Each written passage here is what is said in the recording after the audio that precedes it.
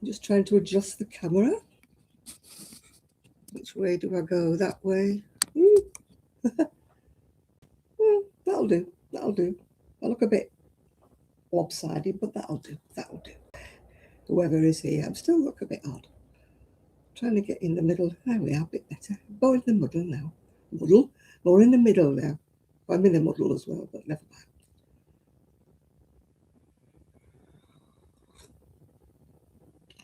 La la la la. I hope I went public. I can't remember. I did go public. I couldn't remember if I'd made myself public or whether I'd kept myself private. Hi, Kimberly. I've tried to attach the hood, but I haven't done very well yet. Good evening. Those are the colours I'm doing this time. So they're quite bright, aren't they? If you wanted subtle, it's just too bad, isn't it? I've attached the hood with pins, but I have to try it on the model first. I've attached its hood. There it is. I've attached its hood with them clips. These are the clips I use instead of pins. They're much better if you're pinning woolies together than using pins, yeah. So that's its hood. I know the hood looks big, but I want it to do that, if you know what I mean, rather than strangle the child, yeah. So that's the one I've already done. That's for an 11-year-old. Oh, I've got 2 more to do. And I've dropped my shawl.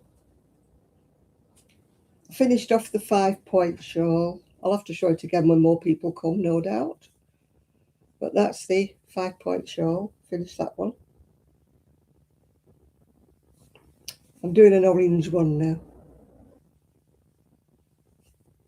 Yeah, pins are useless on wool because you leave them in and then somebody gets stabbed when they're trying it on. Hi, Esther. The weather's not been too bad, although it did threaten rain later on, but it did dry the washing mostly. The bedding's still a little bit damp, but most of it dried, yeah. Yeah, hi, Sandra. So, yeah, so I'm doing my crochet tonight. You can't see me frock, can you? It's a nice one. You use them as a stitch marker as well, do you, Sandra? Yeah, those clips are brilliant. I don't know why anybody uses pins. I'm sorry, but pins move about. They don't stay.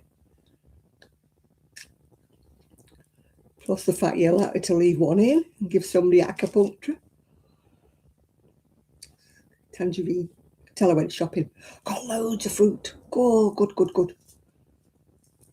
Loads of salad, loads of fruit.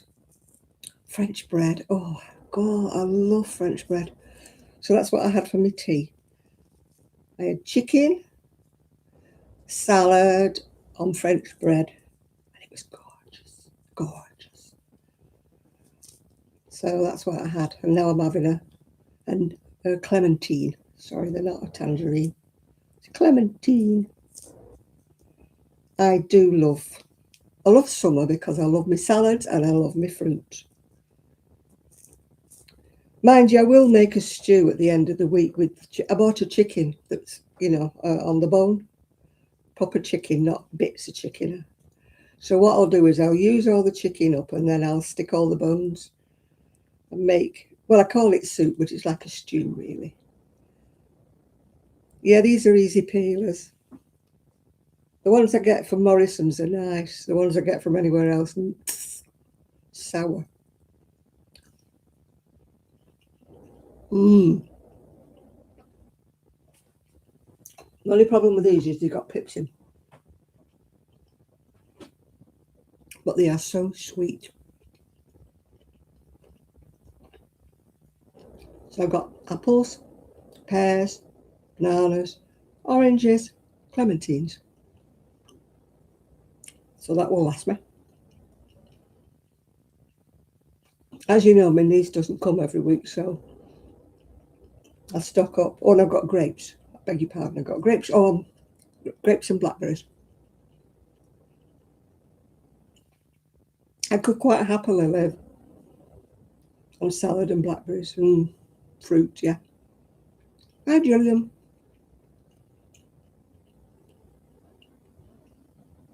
I do have to be careful with my fruit though, because being diabetic, there's a lot of hidden sugars. But I'd rather have natural sugars. We went to Morrison's, and when we were coming out, we couldn't get out. The queue for the drive-through for blooming Maccadees. I thought, oh God, what are you eating all that crap for? Huge, great queue for the drive-through.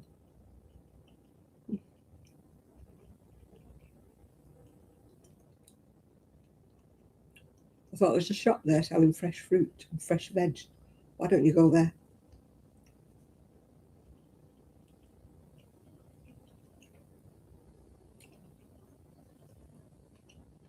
Or is that just me?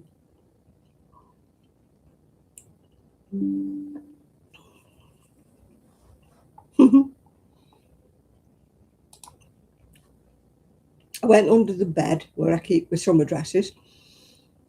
So I said to my niece, help me sort my dresses out. And I'm going, not going to wear that. Too big. Not going to wear that. Too big. So she took a big pile of them. She's going to put them on Vinted. I don't know a user name on there, so I can't point you in her direction. They were too big. A lot of it's that shine rubbish, so you think it looks nice on the when you're looking on the screen. When it arrives, it's like feels like shower curtains, yeah.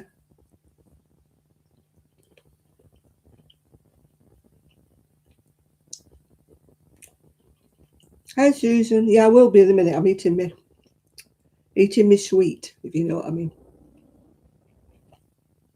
I had my dinner, but I didn't have my pudding. So I've got a clementine. I've been craving clementines all week because I ran out of them.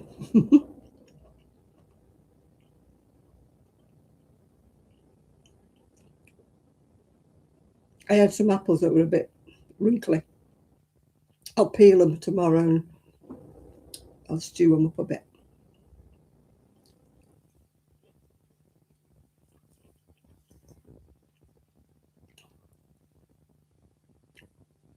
Spent way too much, of course. You always do on food, don't you? Well, I do anyway. I'm a food snob.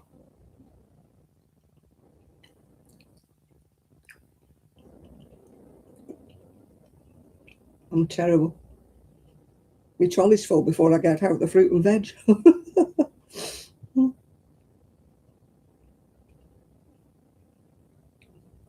Got a cabbage, got a cauliflower, broccoli. What else did I get? Got something else. Can't remember what else.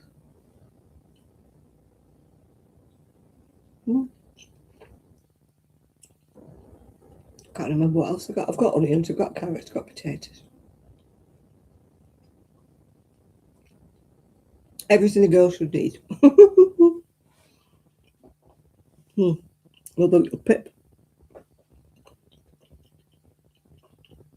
Yeah, I'm going to be doing my crochet. I started with the hood.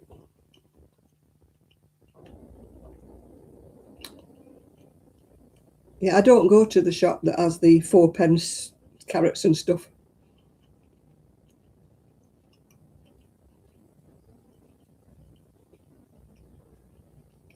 I follow her. A Scottish lady, she's called Ali Lives Well for Less. She always manages to get them £4 boxes, from Lidl with all the veg and stuff in. I never do. Not that I go much. Hello, who is it calling me?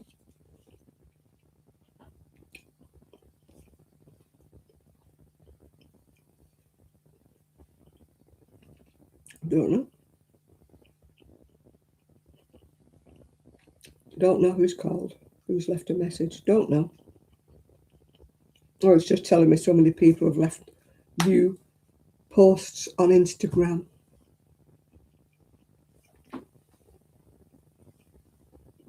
I'm using that many colours. The trouble is, my little wool baskets don't hold that many colours. So I've got them all over the place now. Val crocheted me these baskets. They're brilliant, absolutely brilliant. But I need about another 3 more when I'm doing anything that's multicoloured.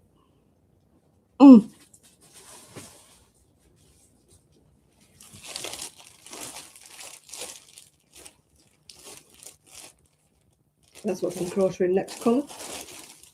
Next colour along the line. It's all right doing this, but sewing the ends in afterwards is a nightmare. You think, oh, this is good, it's looking lovely. You know, when you do granny squares and that, and then you sew them up. The clips, I get them off Amazon, eBay, wherever. I happened to be browsing at the time.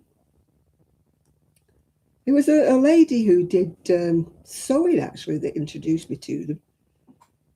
She used to use them when she was sewing anything. She never used pins. So I thought, oh, that's a good idea. So I'll have them for me knitting.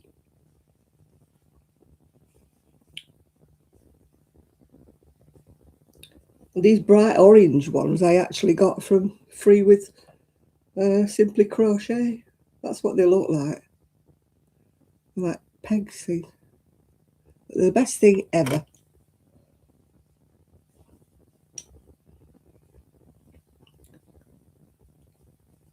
I started off with pins with like butterflies on the end of them, but they still kept getting lost. I mean, at least you can try something on if it's got those kind of pins. I mean, they might flirt off when you're trying something on, but you don't get stabbed. You do not get stabbed.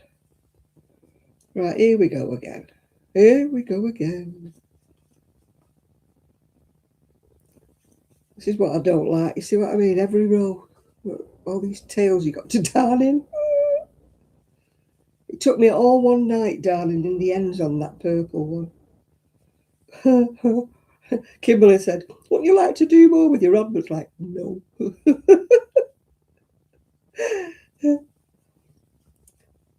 I wouldn't mind doing him if I had a personal stitcher-upper, you know, that sews all the ends in for me. Some people say, oh, weave them in as you go along, but they don't. It doesn't work with me. Weave over the ends as you go. It doesn't work. Well, it don't work for me. It might work for others, but we each to our own. Yeah.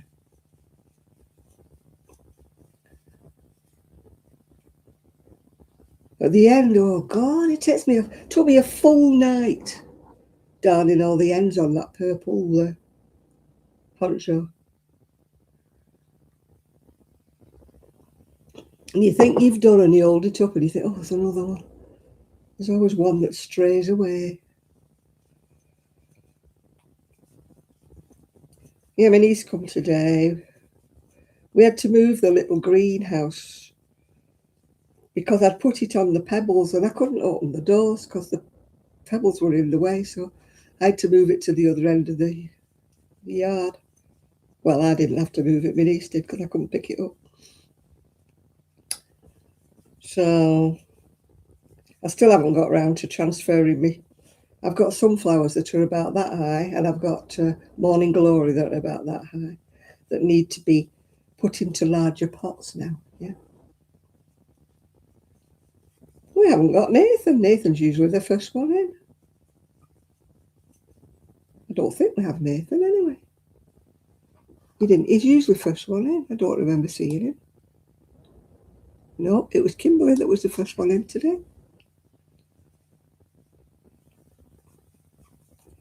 Doodle-doo-doo-doo-doo. I started my safety orange shawl while I was at knit club. As you can appreciate, I didn't want to take 6 different balls of wool with me while I was doing a poncho. And they would have been rolling all under the floor under everybody's. We have little coffee tables, like, you know. So I would have had balls of wool all over the floor if I'd have took my poncho with me. So I started the safety orange. We decided, if anybody wanders off in the nursing home, they'll find them easier, won't they, with that bright one on? With us wearing their safety orange. But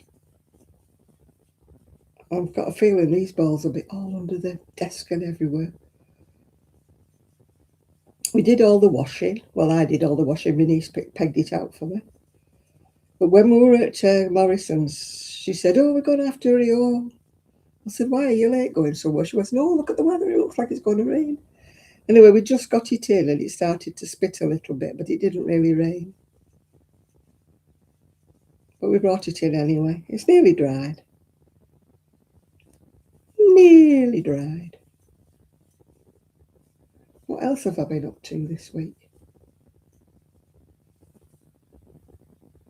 Did I go to knit club? Why did I not go to knit club? Oh, it was bank holiday. That's why I didn't go to knit club.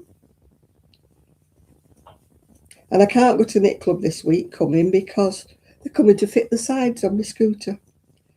So my scooter man's coming on Monday, so another day without knit club. Still, never mind it. I need the sides putting on my scooter if the rain's going to come down. And I need him anyway because we went up the boring seafront and I've developed a squeak. Well, not me personally, but the scooter's developed a squeak. So it's like, when I was going up the seafront. I was with my mate and I said, "Are you squeaking or is it me?" She went, "No, it's you that's squeaking." I said, "Oh, first I had a rattle and now I've got a squeak." So it'll be shake, rattle and roll, yeah. Oh no, I'm not having a knitting club at home. I'd have to tidy up. Give over. My house is very much lived in.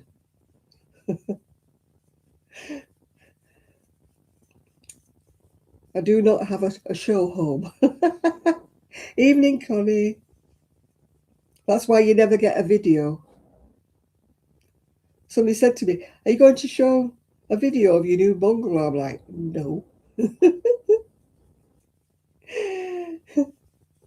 When you've got 7 pints squashed into a half-pint pot, that's my bungalow. I think if I had a 4-bedroom bungalow, I think I'd fill it. At least I got rid of about 15 frocks, so.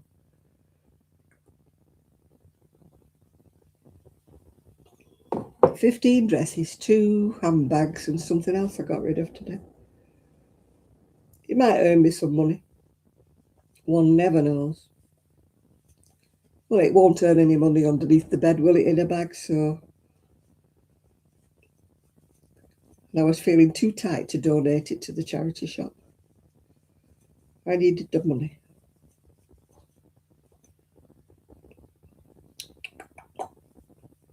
Then I go and spend too much, so I think I'm saving up for that. I keep calling it the what do you call it, motherboard, the consumer board thing. But every time I say I'm saving up for it, I buy something else. I bought an electric weed killer thing. My son's friend said, "Oh, can I have a go at it?" I think he thinks it's going to be like a flamethrower.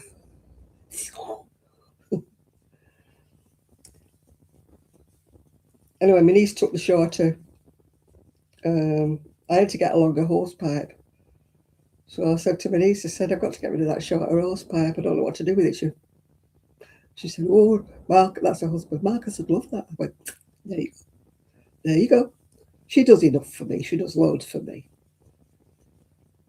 So she took away the shorter hose pipe. She went, "Why did you buy such a long hose pipe?" I said, "Because I want it to go around the front of to clean the windows on the front of the house. That's why I had an outside tap."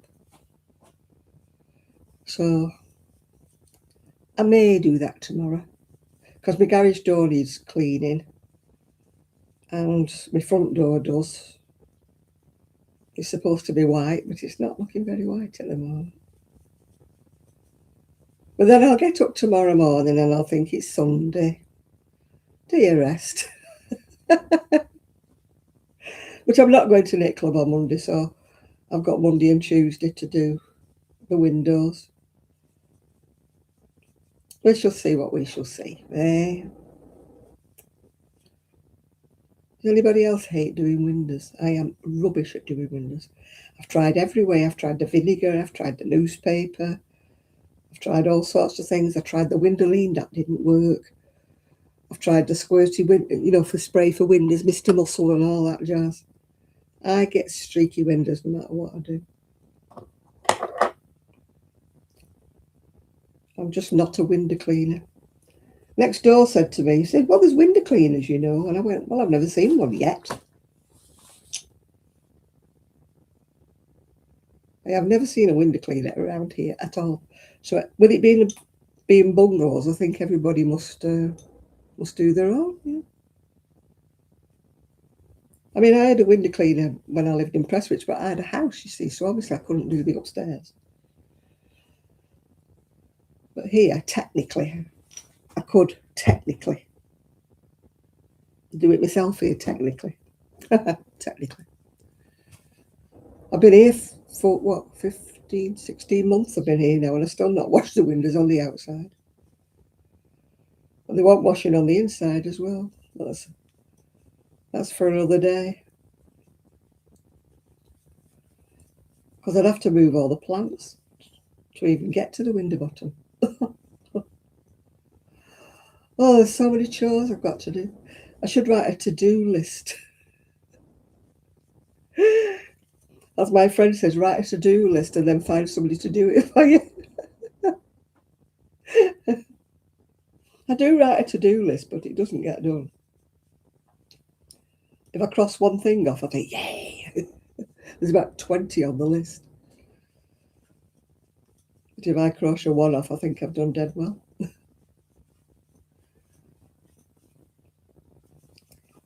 Yeah, there's certain chores I don't like. Ironing hurts me back even when I sit down.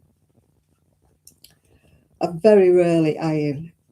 Some things have to be ironed, don't they? But I very rarely iron. I certainly don't iron bedding or anything like that. I don't care how creasy it is, it goes on the bed, yeah. When I was younger, I used to take the iron upstairs, put the sheets on the bed and then iron. I must have been mad. And I used to work full time and I had a baby. And there's me ironing sheets on my day off. Crazy. But I had a lot more energy back in the days. I think we all did, didn't we? I used to think, the house had to be this and that and the other. And you like ironing? Oh, God, I hate ironing. I never used to mind because I used to go out on the decking when it was sunny and that, or if the church bells were ringing and that. I'd go out on the decking, me and the dogs. I'd sit there in the sunshine doing my ironing. But here, I have to iron in. Well, I could iron outdoors, I suppose. Because I bought a new. It's funny, you buy a weed whacker, then you realise you need a new extension cord. The ones that are on a round thing, because none of your extension cords would reach to the end of the drive with your weed. Zip, zip. So I spent a fortune this week, and I'm supposed to be saving up.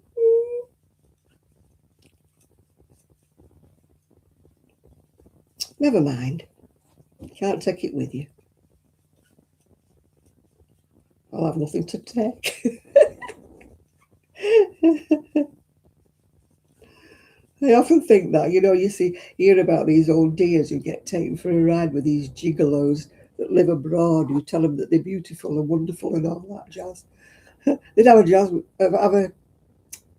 with me because I've got no money, so they wouldn't get very far, would they? Hi, Ethan. They'd never take millions out of me.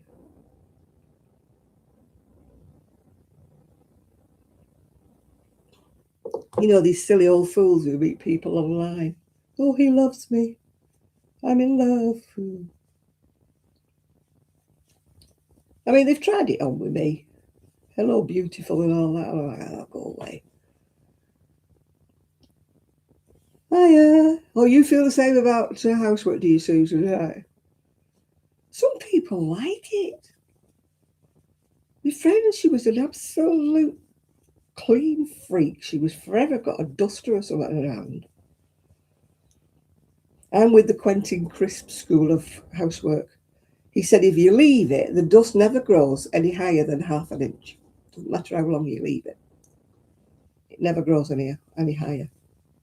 So I'm with him.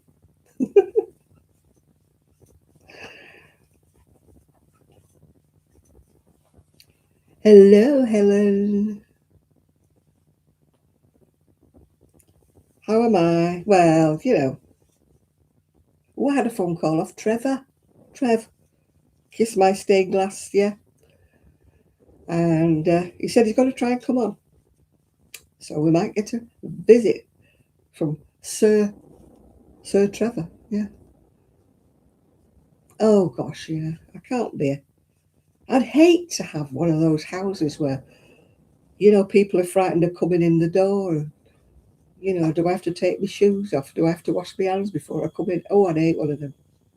You see them, don't you? All white or all beige, pristine. The sofa level looks as though it's never been sat on, doesn't it? Oh, I'd be very uncomfortable in a house like that.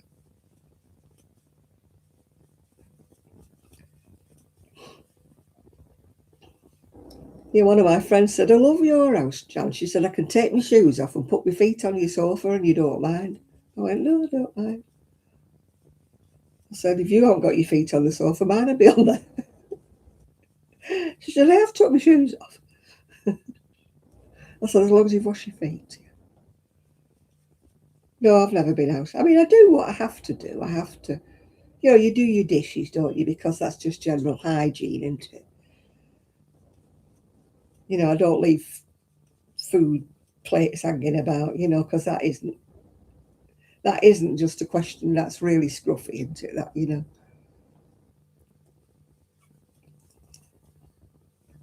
You don't want to attract anything, that walks in, do you? Any vermin or insects and stuff, flies and stuff. No, I wash up. What am I making tonight? I'm doing a poncho for a little, well, not a little girl, a big girl.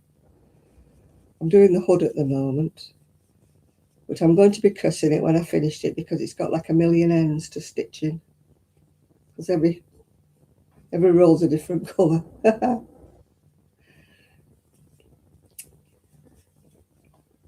So I love doing it because I love all the different colours, being colourful and stuff.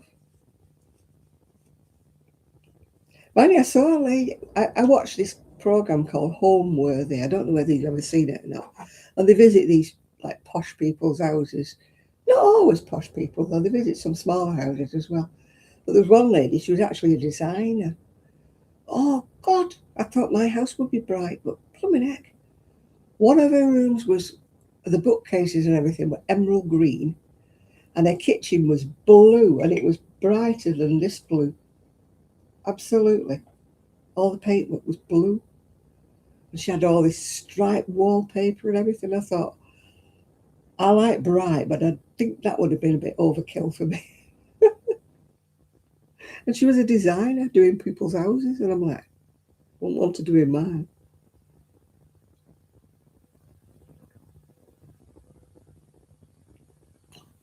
I mean, I do love colour, as you can see.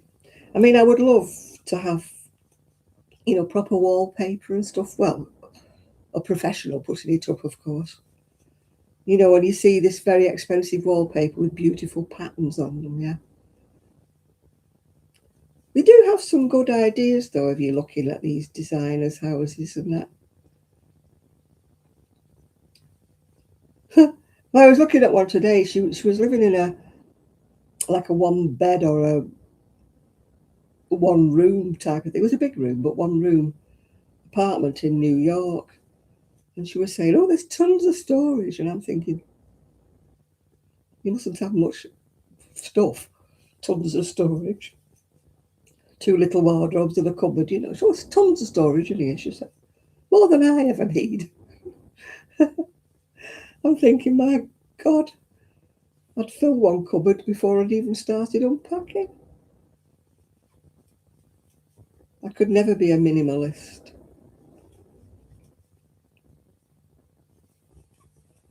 But I knew I had to get rid of some dresses because I know I don't work on that theory, one in, one out. But if you remember, I've actually bought about, what, 6, 9 or 10 dresses since my birthday. So I thought something's got to go, yeah. Can't keep adding. I've only got small wardrobes. Something's got to go. You know, you can't keep adding, can you? And I looked at some of the dresses and they were when I had boobs, you know, they were like strappy things. And A, the weather's never been that good to wear strappy things. And B, I don't have the boobs anymore. So, yeah. Fell and broke his pelvis. Oh, dear. Well, let's hope the 3 are done with now, Sandra. That's right. Yeah, you do have, well, touching wood. I've had weeks where it's usually with me, it's usually something breaks, you know, or stops working. Fortunately, with me, it's not usually accidents. Although my son broke his ribs. He's on the better side now. He slipped and fell and hit a rock and broke his ribs. So, I should explain he is slightly accident probably, always has been from being a kiddie. I've got my arthritis. My fingers don't straighten. That one doesn't straighten. I'm going to see the doctor. I'm hoping that I can get an injection. They call it Dupuytren's or something, contracture. It's your tendons start to contract with the arthritis. They did say they were going to give me injections in my palm at one time, and then when I went, the doctor, it wasn't my own doctor, he said, I don't think you're going to benefit from this. And I'm like, oh, right. But I'm going to have another go at my doctor, see whether he'll do it.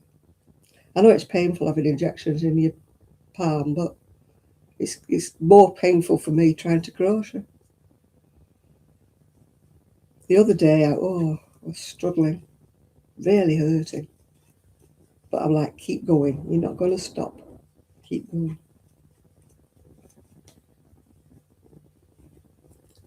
Some mornings when I get up, I can't move them. So I put them in hot water. I don't know whether you've ever done that. Run hot water in the sink and put your fingers in there and try and move them.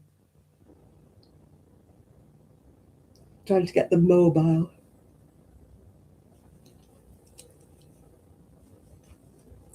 I've got squeaky wool. My wool is squeaky. Squeaky, squeaky. Some acrylics do squeak.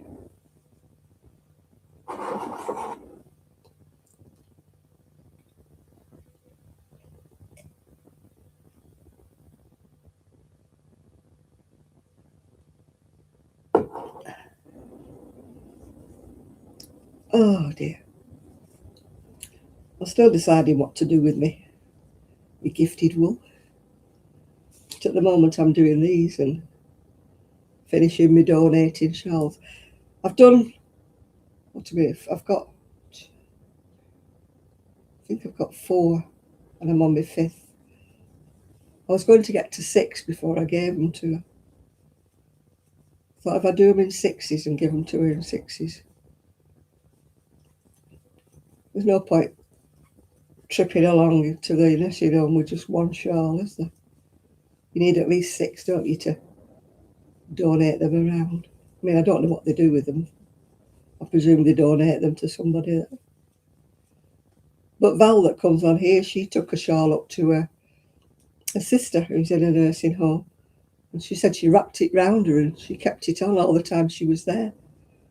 So Val said, that's an idea. I might make some more for, the nursing home that her sister's in. Yeah.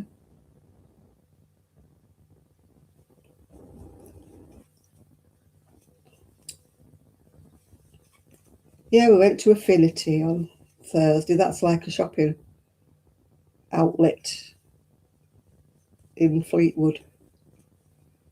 I looked in Pavers, but I don't walk.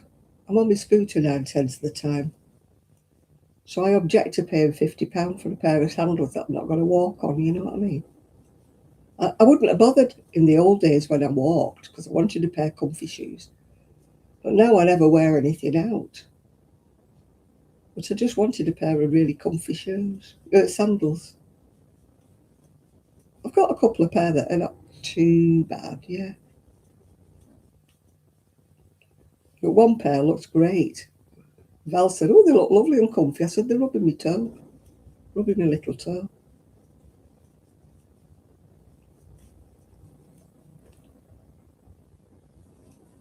But they have some nice shoes and pavers. Nice prices as well. Some of them were 40 odd pound in the sale. And I'm like, oh boy. I think I'm out of touch. I'm out of touch with the price of things.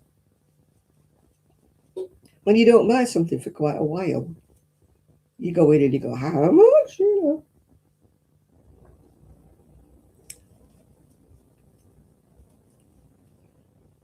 We've got no Nathan. He's normally straight in, isn't he?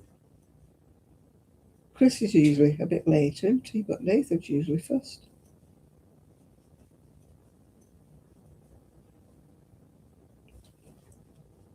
Doodly doo doo doo doo doo doo doo doo.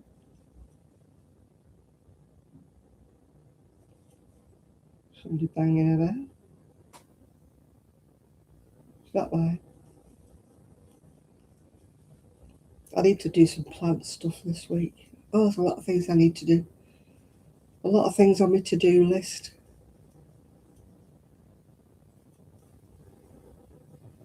Yeah, well, we've got a pavers. It's supposed to be an outlet, but it's no cheaper than the online. I get the booklet, you know, because I bought online, they have your address and then they send you the booklet every so often. But they never have any. I mean, apparently when it opened at First Affinity, it used to be called something else. The locals all call it another name, but they changed its name to Affinity. But it was an outlet when it first opened, and everything there was like, not seconds, but you know what I mean, reduced prices. But it certainly isn't now. Certainly top prices.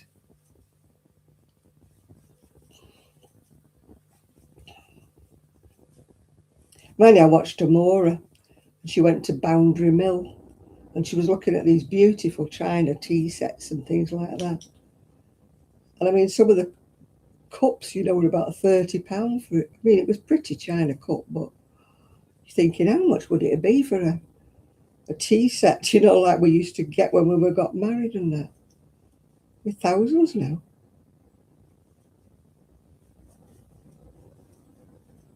I'm hopeless with China. I'd smash it to pieces. I've only got one China plate left that was my mum's, yeah.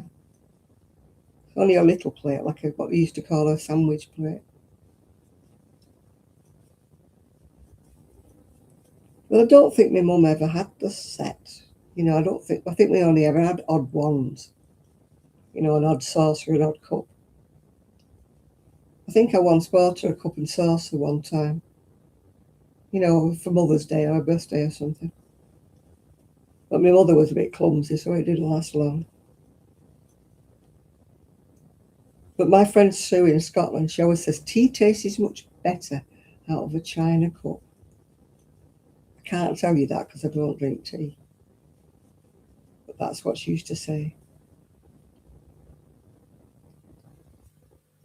So I don't know whether any of you could tell me that it does or it doesn't.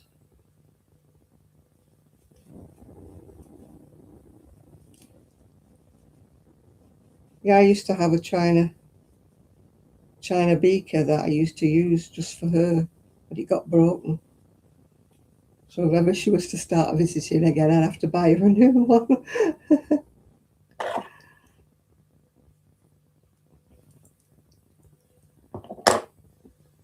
Oh, got an itchy nose. That's a sign I'm going to have a row, isn't it? Watch out, all of you. Oh, Janet. You have one of them days where you're knocking everything over, dropping everything. I'm having one of them days today. Every time I touch anything, I knock it off.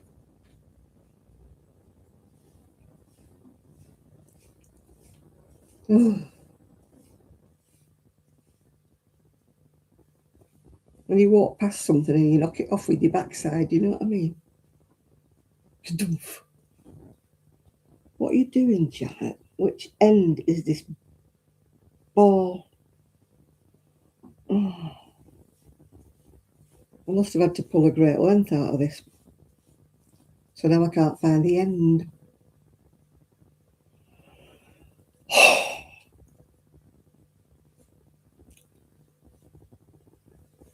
When I used to do things in colours when I lived in my own, I used to have them all on the table. But I don't have a table. Well, I do, but I don't have a table in the lounge.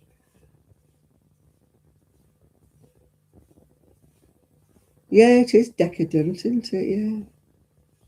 Yeah. Not that I drink tea. Me and tea. Before I knew I was pregnant, I couldn't drink tea. And I didn't know why, I just couldn't drink tea. And then I found out I was pregnant and I thought, oh, that's why. And the smell of tea used to make me heave. Nothing else. I never suffered with morning sickness or anything, but I could not smell tea. My son is 57 and I still cannot stand the smell or the taste of tea. I don't know what happened to my hormones or whatever. I don't even like being near anybody who's drinking tea. One of my friends who we go out with, on a Thursday to brunch, she drinks tea and I'm like, go away. Don't breathe on me, please.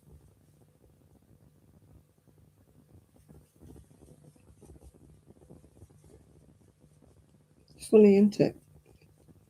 Because I thought the minute he was born, my allergy, whatever it was, my abhorrence of tea would go, but it never did.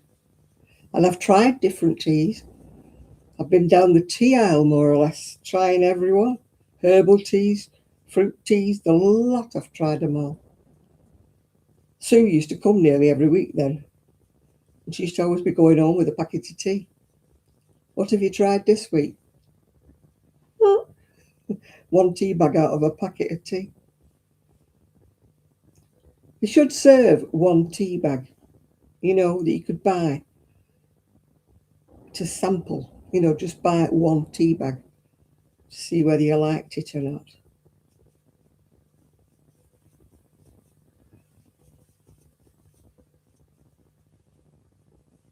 Fruit teas I don't like. They taste like watered down Ribena to me.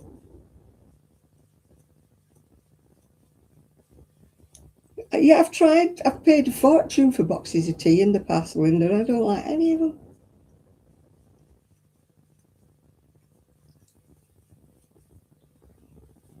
You start off, don't you, with the normal ones, the Earl Greys and the whatnots, and I don't like any of them. The ones that taste of bergamot. Earl Grey, Lady Grey, Darjeeling, whatever. China tea, Indian tea. Nope. Don't like any of them. So somebody said, oh, try the herbal tea. Ooh, like medicine. And then, like I said, the fruit teas taste like watered down cordial to me. I'd rather have a drink of Vimto.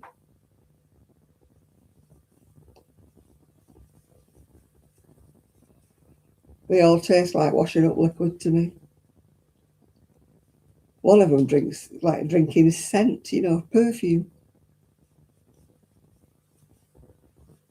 I think that's that one with bergamot. Hey, Nathan, where have you been? Hey, I had a phone call off our Trevor today. He said he's hoping to come on here tonight. Yay! He didn't stay long on the phone, just stayed a few minutes. I said, everybody's asking about you, Trevor. He said, well, I'll try and come on tonight. So there you go. Your mate might be coming on.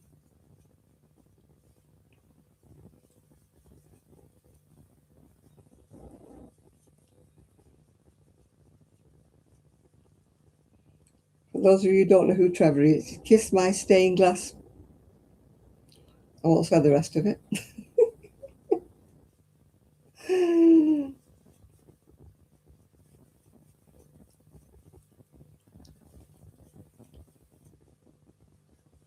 I need to paint my front door. The glass. I bought some paints. It's got like diamonds on it that look like they should have been stained glass, but they're not. They're just plain white glass. So I got this paint for glass. And I was going to paint it from the inside. I don't want it washing off on the outside. But I've never got round to it yet. I've got so many jobs I've never get round to. It's like that flipping doll's house. And now I'm looking at it thinking, you only bought a small tin of paint. That won't paint the whole doll's house.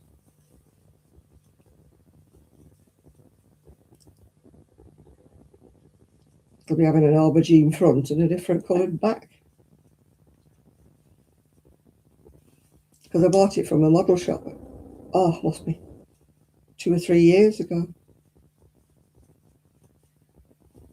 I bought white to do the windows and this aubergine colour to do the doll's house. But I never bought the grey to do the roof. I can get that online though.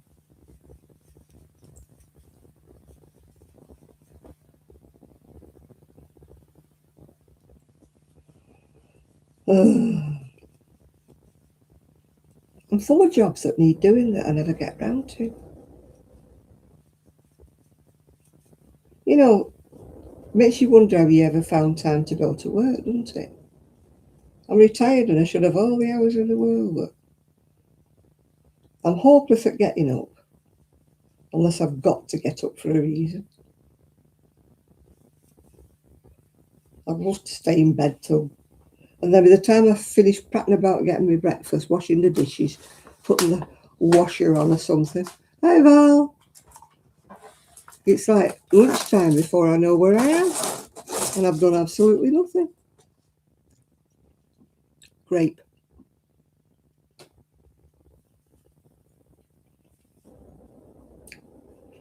Oh, that's a sharp grape. Oh, ooh. That is not sweet and juicy at all. What does it say on it?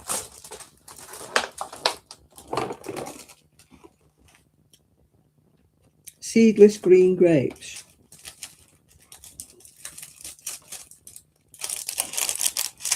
Quite sour, actually.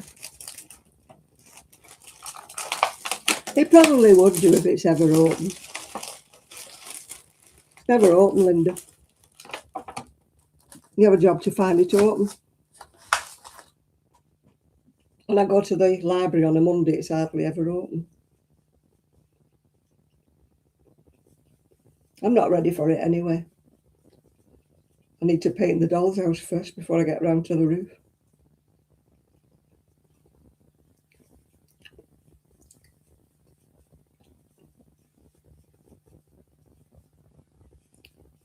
Everybody else seems to find that craft shop open, but every time I look, it looks like it's in pitch darkness. Unless he's tight about putting the lights on. And he's open, but he doesn't have the lights on.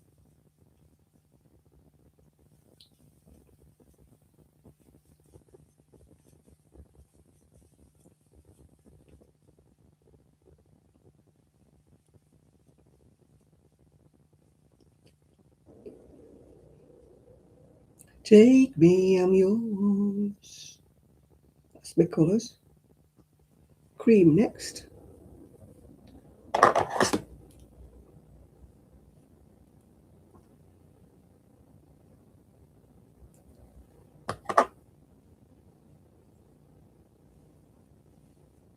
Oh, I don't know how many rows I've got to do. Quite a lot because it's baggy hood. It's the baggy hood. I'm doing a hood for a poncho, in case you're wondering. I've done one poncho. I did show it a minute or two back, but I'll show you again. I've only pinned the hood on. The hood's not sewn on yet.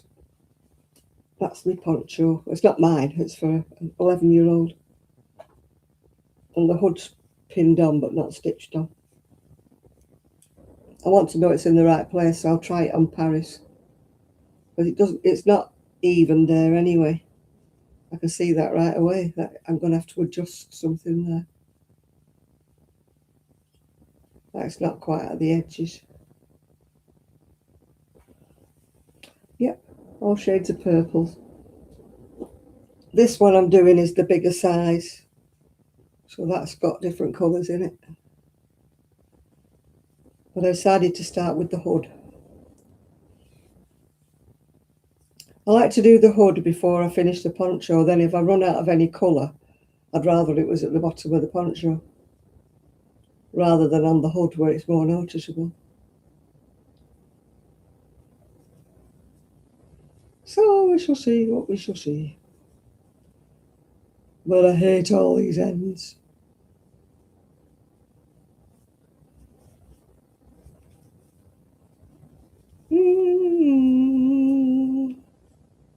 We've not got Chris yet, Nathan. He has vanished. Well, he hasn't vanished, he's not come on yet. Unlike you, who just disappears. We're like, Nathan, Nathan, Nathan. There we go.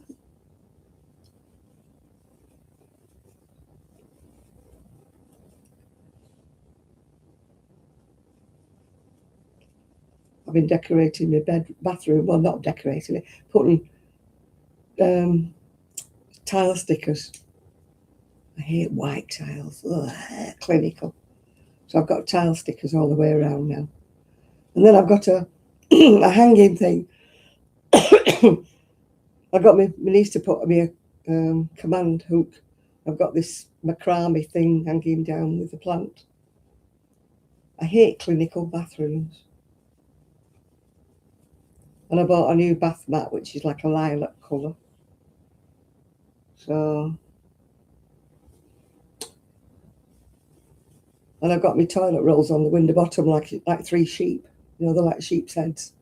They're like that. All I'm missing now is one of them dollies, isn't it, to put over the toilet roll. On top of the system. You remember, your grandma used to have one. I've got a pattern for one somewhere. But you'd have to sabotage a Cindy doll or something, wouldn't you, because you can't buy them porcelain things anymore. You'd have to get a hot knife and cut a Cindy doll in half.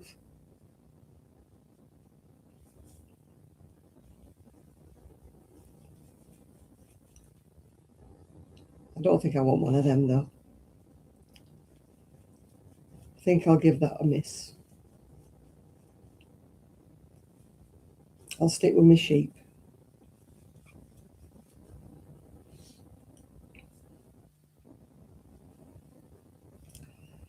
It's funny, I went in B&M and they had this like head of a Buddha. And it was like polystyrene type thing, dead light and flimsy. $9.99. I went in Morrison's today. They had the same thing, but in pot, you know, in ceramic.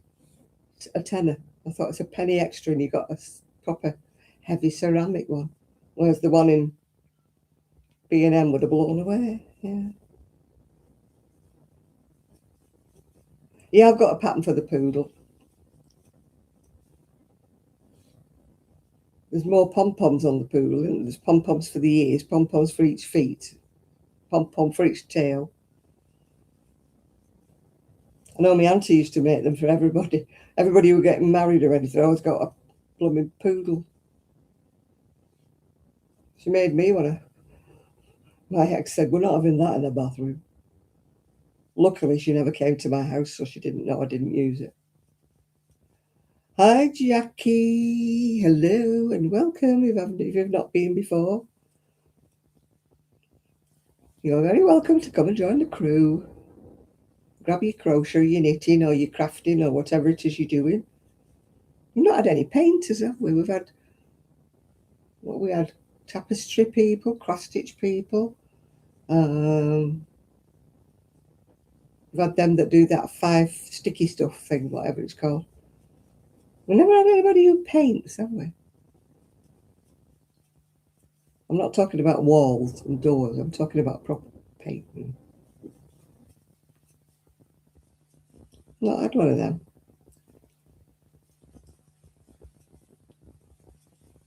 I'm not very artistic, so you can rule me out with that. Painting is not my forte. Not picture painting and not wall painting. I'm not bad with a paint roller thing on a big wall. But I'm not very good at the cutting in bit, you know, the tricky stuff with a little paintbrush. I mean, Lord knows what I'll do with this doll's house when I'm painting that. I'll probably have more paint on the floor. I'll have to put it on a big sheet or something.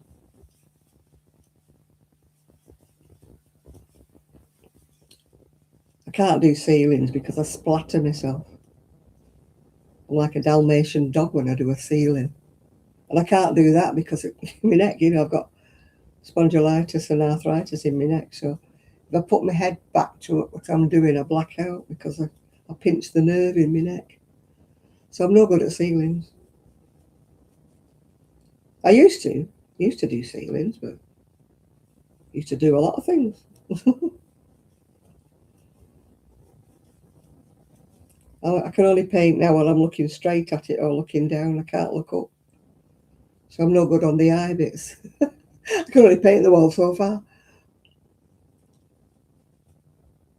I'd have to put one of them rails round, wouldn't I?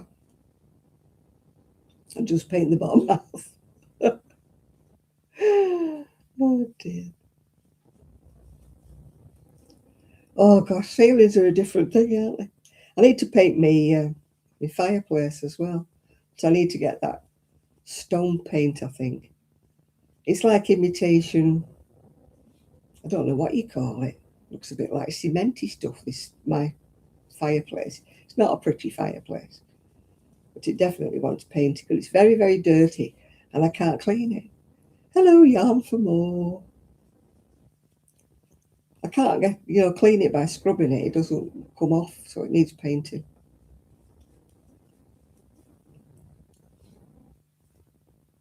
Oh, you done a like. Thank you very much.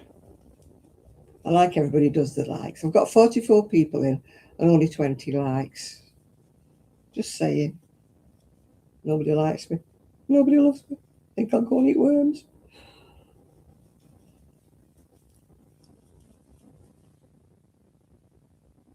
And I watch a lot of people, various things, not just crafters on.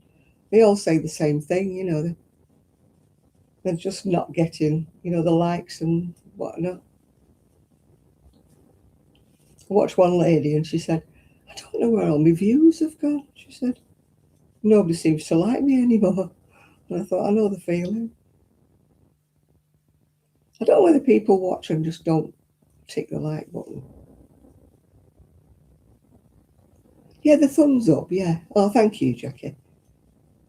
I'm crocheting the hood to a poncho.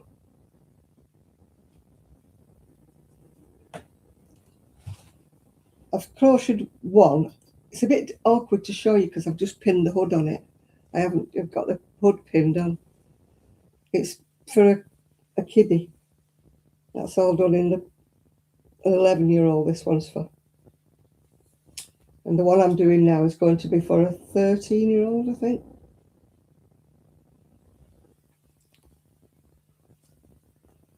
But these are different colours on this one.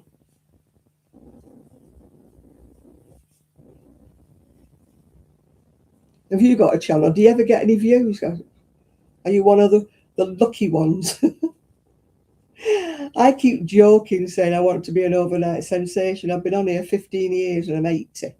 So I think I've left it a bit late, haven't I, to be an overnight sensation. But another lady, she'd nothing to do with crafting. She has a completely different kind of channel. And she was saying, I don't know where all my views have gone. I don't know where all my people have gone. And I thought, it's the same. People are saying the same thing. I mean, you can understand if it's one type of channel and people are fed up with that. But when you're talking a variety of channels, they're saying they've got, they're down on the views.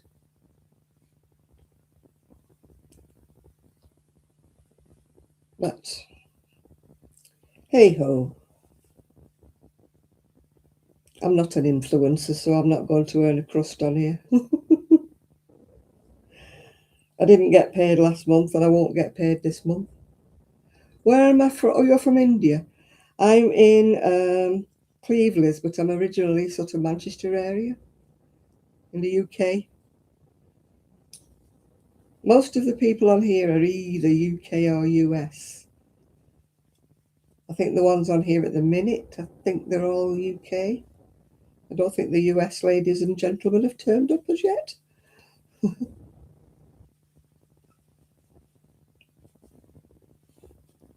We have a variety of people. We've had them from the Netherlands and everywhere, haven't we? You're in the USA, Jackie, yeah. We do get a variety of people. It's mostly, we've had Australia, haven't we, as well? And New Zealand, I think. And we've had a Germany. Mostly it's England and US, I think, most of the time.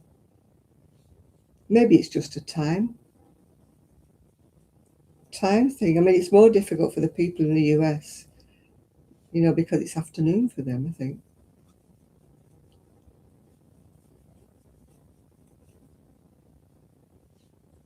So, yeah, we are multicultural. We have no bars.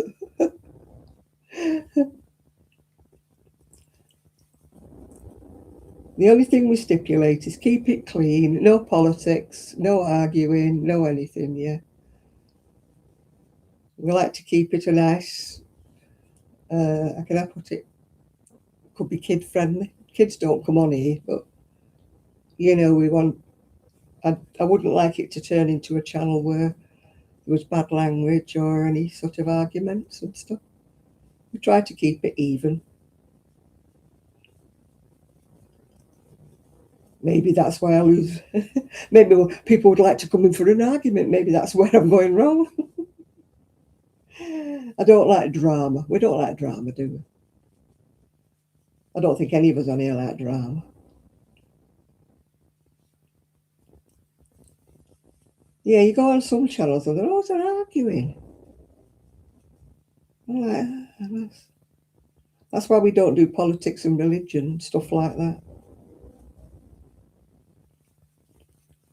Because people can fall out with each other that were getting on quite well before.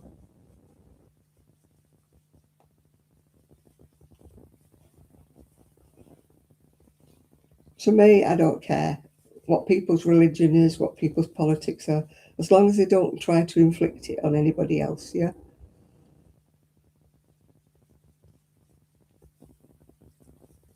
The ones who want to come and join us and all that. We had one on once, we had to ban her in the end. She was,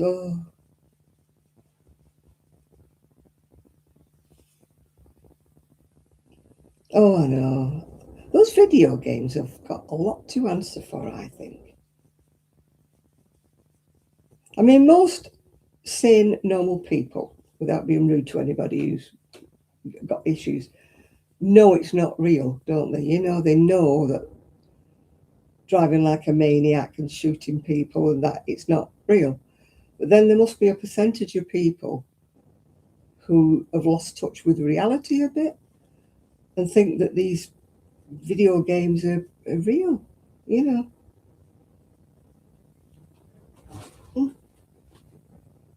thought my garage door was open then. Just a moment. Just a moment while I just have a quick check.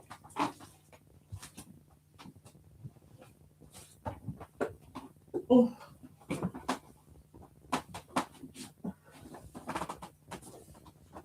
It looked like it was dark and it should have been light. No, it's still down.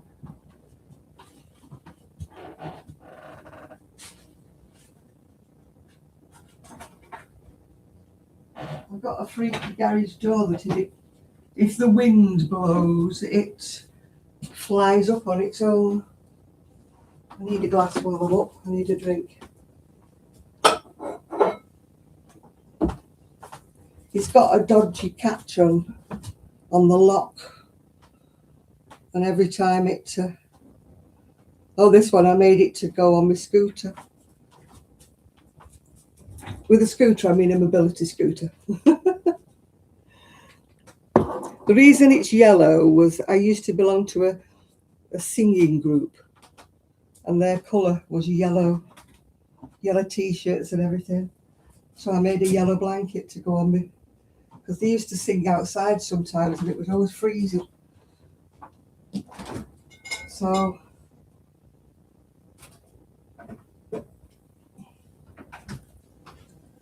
that's why I made it yellow. And then when I stopped going to the singing group, it wandered off into being in here. See, I am wearing a dress today. Oh. Please can I have a pair of legs that work? Is it too much to ask? I'll put my peelings in the bin while I'm up.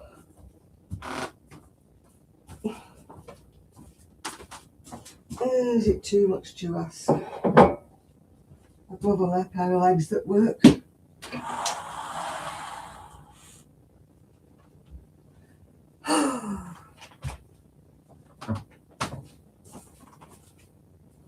Where did I put my can? Oh, it's there. Just got to say, I just reached a can and I've already lost it.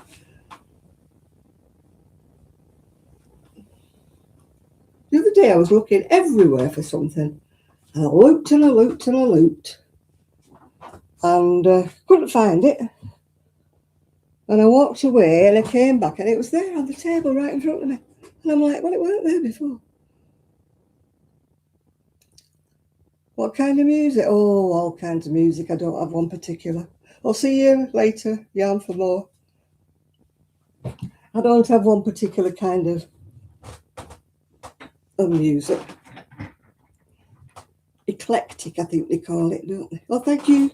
You have a good day as well. Did you call it eclectic taste when you don't have one? Oh, why will my seat not roll?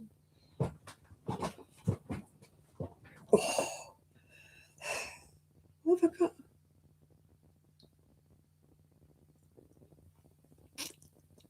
What happened to my lipstick?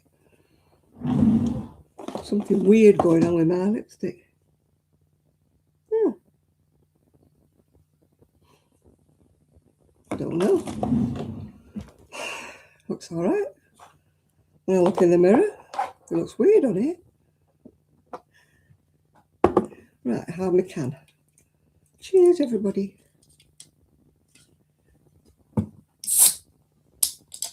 Ow.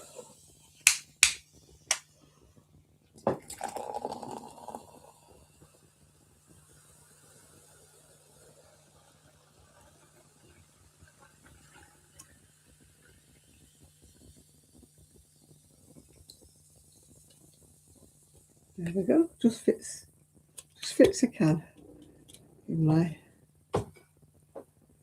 my glass. Cheers, everybody.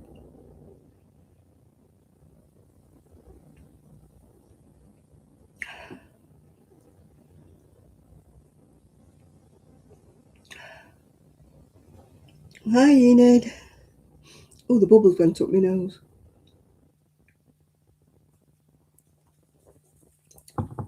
Oh. Oh dear, the bubbles went right up my nose then. Somebody left, somebody arrived, yeah. That's the way it goes on all night long. People come, people go. Some people stay all the time, some people come and go. It's just the way of the world, isn't it? It would be boring if nobody came. Nobody came in to say hello. It would be very boring. I'd be sat here talking to myself. I did that one night. I was sat here and I'm talking. I thought, nobody's coming in. Nobody's coming in. And then I got a message on my phone saying, John, where are you?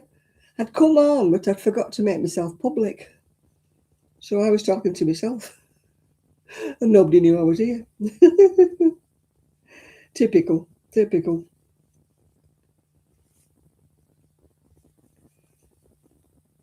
Now I need to measure this hood and see how many more rows I've got to do.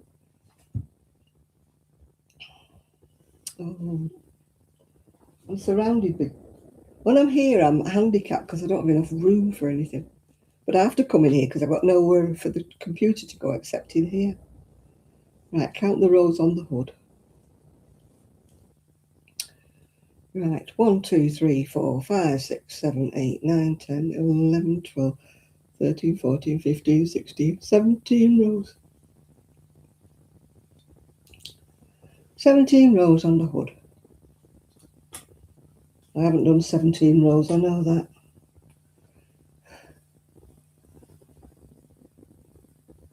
Oh, it's going night-night. Night-night, Eric.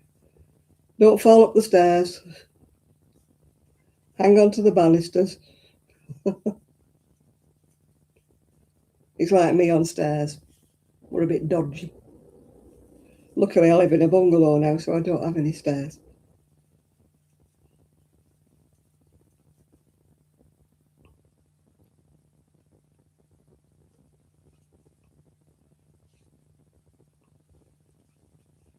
When I lived in my other bungalow, my bedroom was downstairs, and I went upstairs, I think, 4 times in 4 years.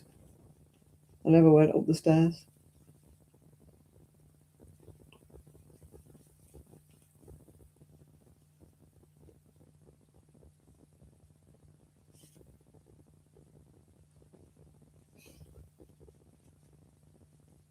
I had to go up one time because I lost the dog.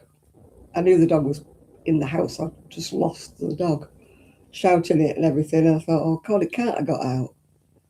The gate's shut, the doors are shut. But yeah, you still keep thinking, well, what if it went out when I went out and all that?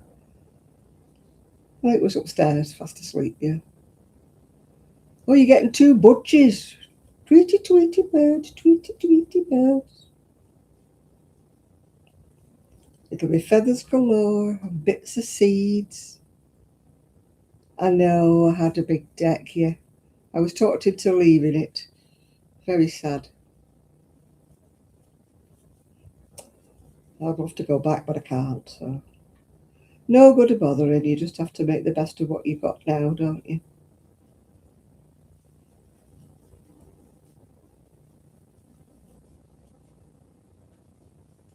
Yeah, they shovel all the seed out and all over the carpet, they shove it out. And who's a pretty boy then? You're not a pretty boy because you're pooing everywhere and shoveling your seed out.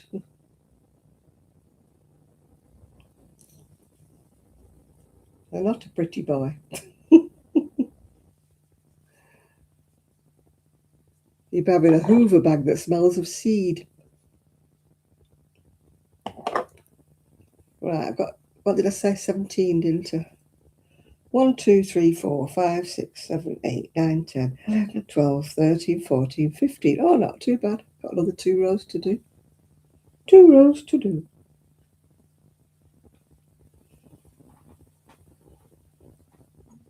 And then I can start on the main bit. Oh gosh, where's the end? There. It's any trouble with doing all these rows. Different colours. You've got that many balls of wool. They're everywhere. All around the floor and everywhere.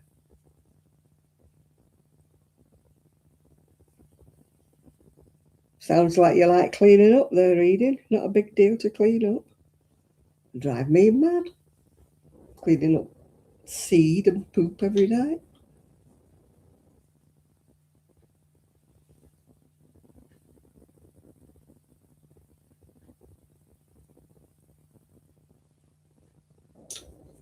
Oh yeah. I mean, I've had dogs usually. I haven't got one now, but I've had a dog, more or less. But the last 2 dogs we had were actually my son's, so they live with my son now. But I've had a dog for about the last, don't know how many years, yeah. And cats. I've had cats as well.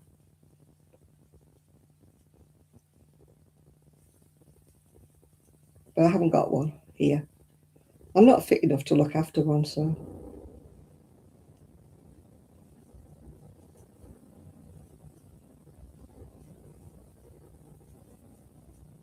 Mine did, Nathan.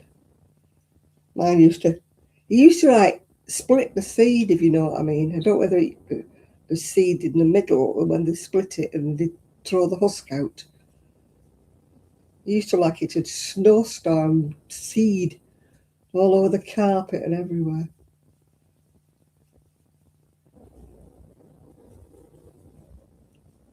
And if we give them millet, they used to do the same with the millet.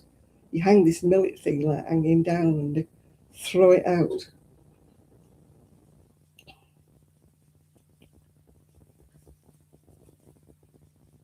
Why are you thinking of getting a budgie? To add to your menagerie?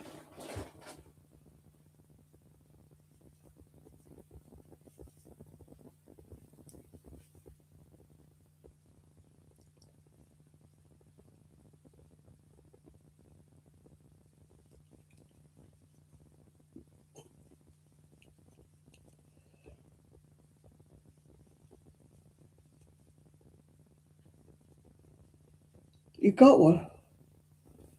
We always had a bird budgie when I was little. Because we lived in a very tiny house, so I suppose that all we could have in the house was a cat, which used to get run over all the time. Because we lived on a main road, and we had outdoor cats that had no road sense. I think everyone we had got run over. And then we had budgies.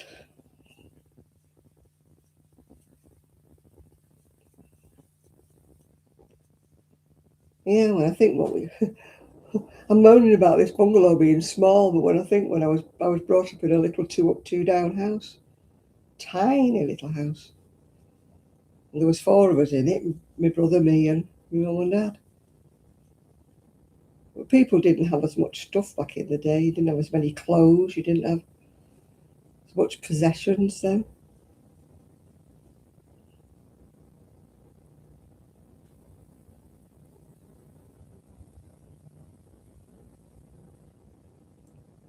It's not illegal for cats to roam here. I mean, a lot of people do have indoor cats, but it's very difficult to keep a cat in. The minute it sees an open door, it's off, you know. I mean, if I had a cat here, I couldn't, you know, if I opened the back door, I couldn't keep it in. It'd be off, wouldn't it?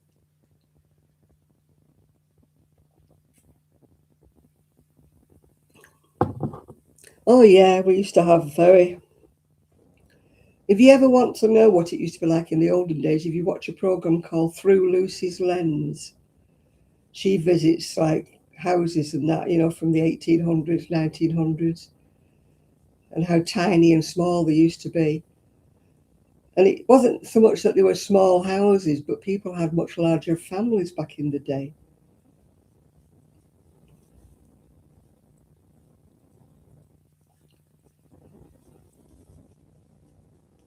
Yeah, my cats have always roamed. I couldn't keep them in. You know, the 2 I had.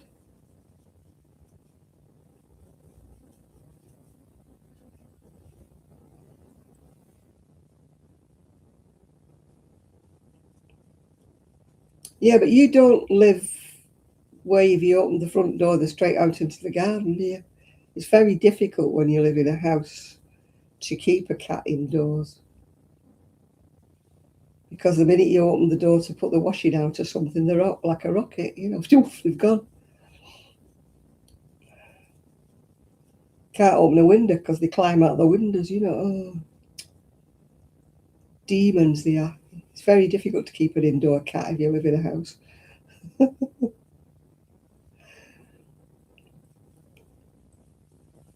not many cats around here, actually. There's one black cat that sits on the driveway and it doesn't belong to a next door either side, so I don't know where it comes from.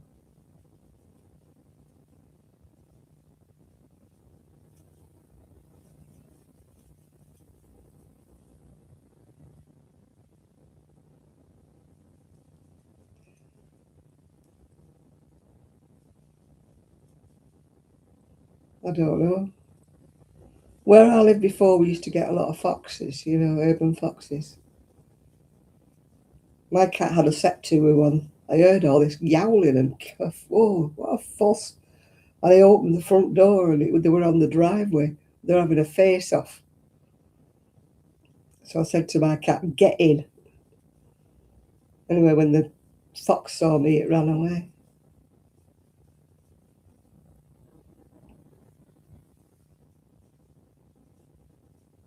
Yeah, there was a lot of hitting and hissing and spitting going on from my cat. I don't know whether foxes do eat cats or whether it's just a myth.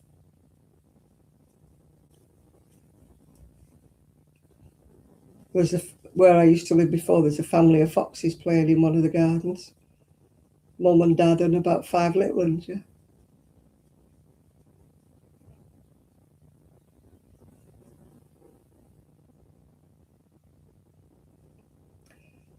Yeah, that's the trouble with cats. They don't go and poo in their own garden, they'll poo in yours. So congratulations, Val. You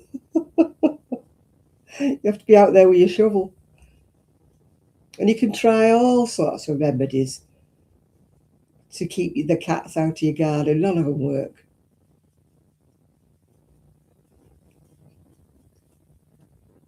You know, they sell repellent spray and they say, put this in, plant this, do that. But nah, none of them work. If you've got cats, you'll get cats.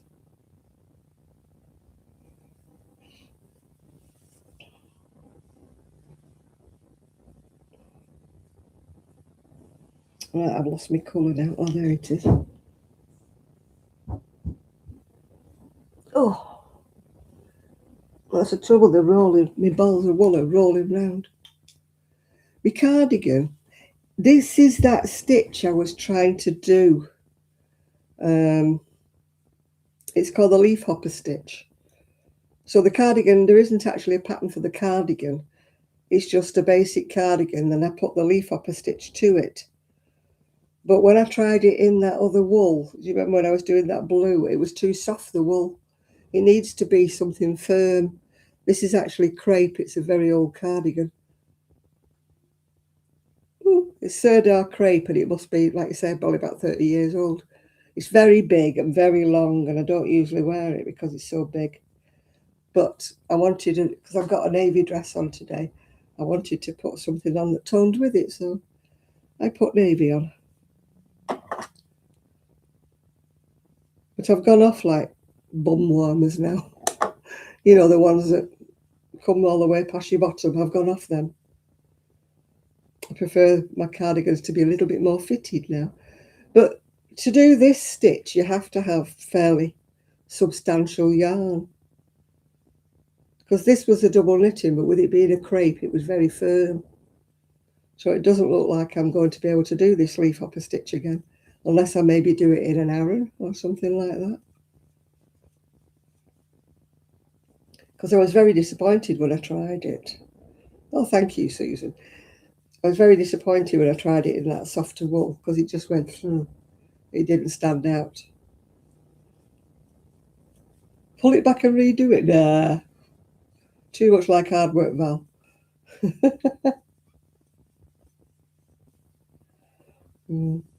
I did find some crepe, actually. Yeah, it's called the leaf hopper stitch. You can find it on YouTube as well. Somebody does a video tutorial on it.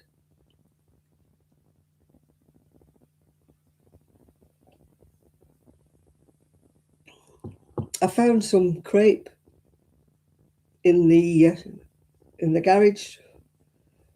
It's like a pale green colour, I thought, ooh, I found some crepe.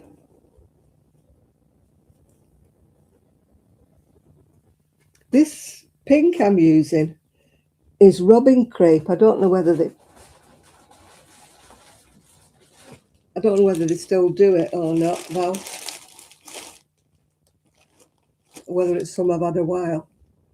Robin crepe double knit. I don't know whether I've had it ages.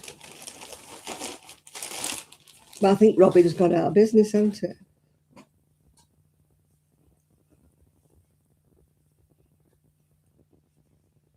So I think I've probably had it a while. But I've got a full packet of that green, so I'll be able to make something with it. It's kind of not my colour of green, but it's crepe, so it's staying. I know people have said, "Why don't you sell some of your wool?" I'm like, no. It's like selling my firstborn child, no. I'll part with anything, but not my wool. I do not subscribe to that. Look at it and don't like it, you know what I mean? I look at it and think, ooh, make a nice cardigan with that. Ooh, make a nice top. I don't look at anything in my garage and think, no, I don't like it. The only one that's a bit hit and miss with me at the minute is some boho spirit that's pale green and grey. And I keep looking at that thinking, And I'm trying to talk myself into the fact it might look better when it's crocheted, but I don't know whether it will or it won't. That's the only one I'm a bit dodgy about. So I'm not just putting one lot of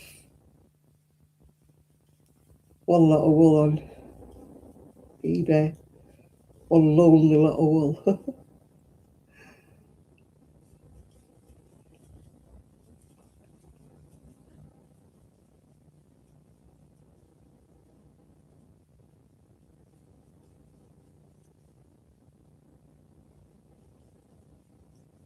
I've got 2 walls on the garage with shelving, but it's a lot less wool than I used to have. I used to have a lot more. Well, there's some crepes on there. Who else does crepe then?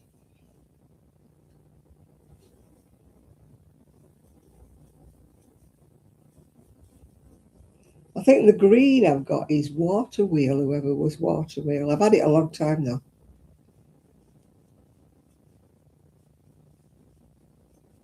But it does hold its shape, crepe. It's not the softest. If people want buttery soft wool, it's not. But it washes brilliantly. But it doesn't go baggy or anything. I mean, this hasn't gone big. It was big to start with. It's not gone any bigger, if you know what I mean. What brands are there that do crepes?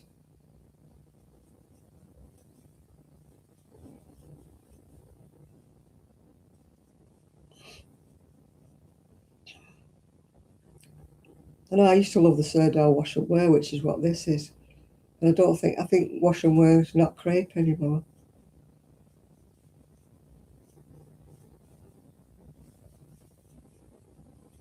Crepe, it's the way they twist it, if you're not familiar with it. They like reverse twist it and it gives it a different feel. It's not soft at all. It's quite harsh, but it washes absolutely brilliantly. It doesn't fluff up and it doesn't go baggy.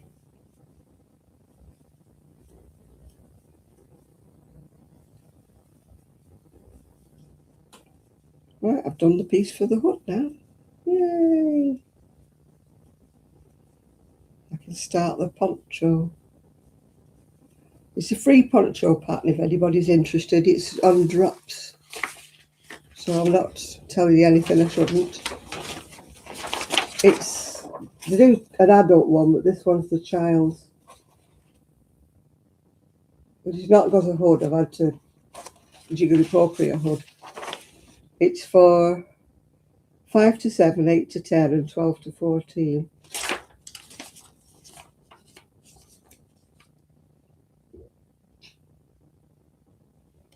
Sirdar Reliance.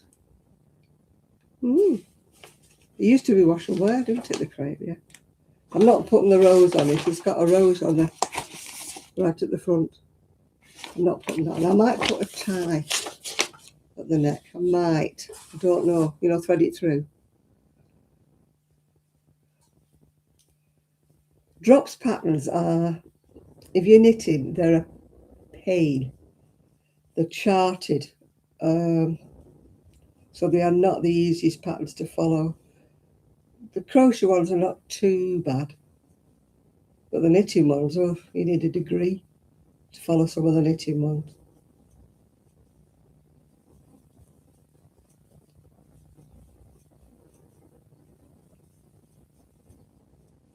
But they do some lovely patterns, and they're all free.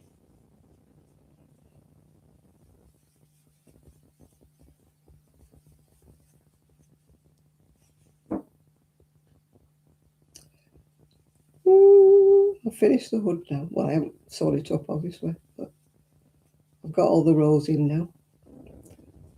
Now to start on the Poncho.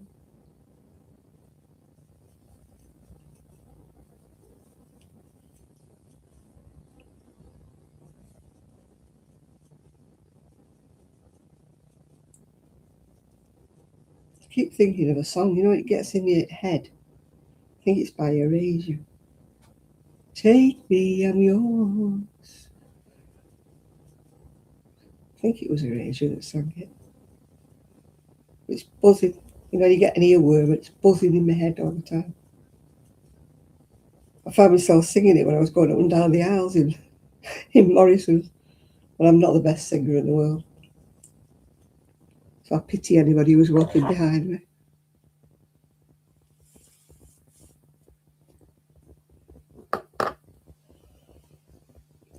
Right, cast off.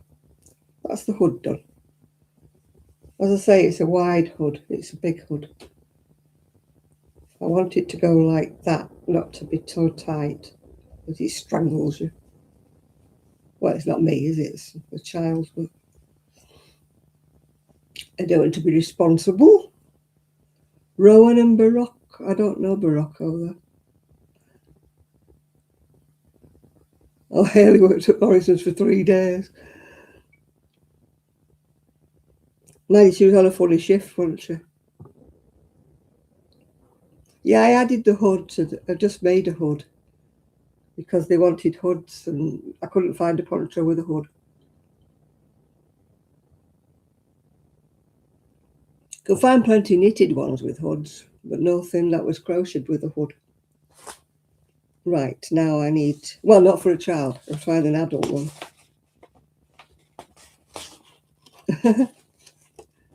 I used to get a discount when I worked at Asda, but you had to work there for, I think it was 3 months before they gave you a discount card.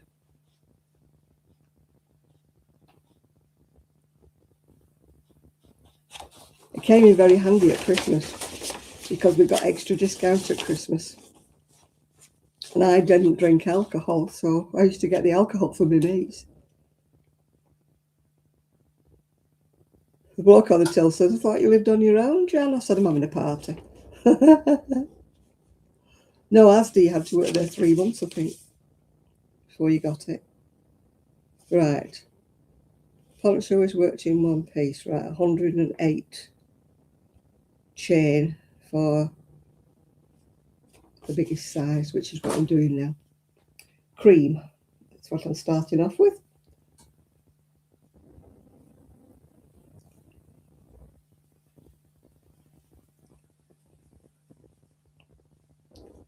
Yeah, I only worked at Asda part-time because I was still working at the job centre at the time.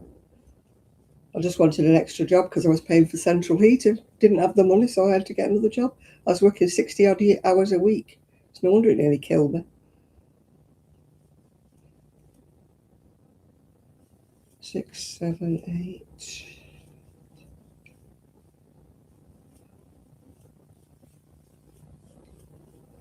18, 19, 20, 21, 22,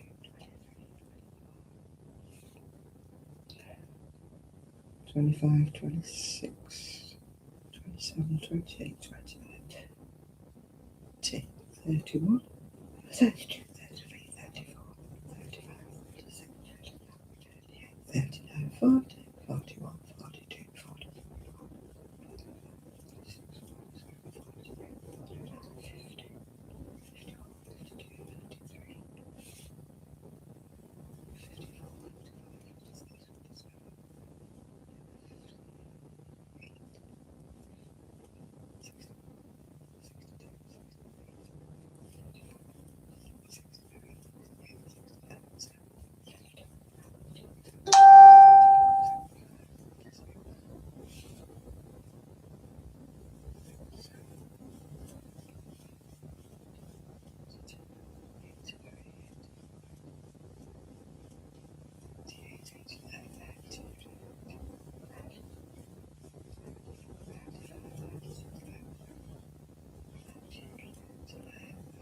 100. What does it say? 108.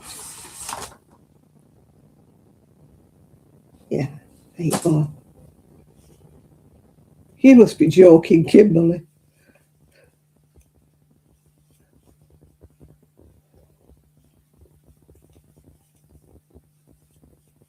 I'm not that fast. Because it goes bigger and bigger and bigger, the ponchos. You're going more and more around. At one time when I was younger, I would have been able to do it in a night, but not anymore. I have to give up because my finger starts to hurt. Right, let me see who's sending me messages now. I thought somebody was trying to put me off my counting.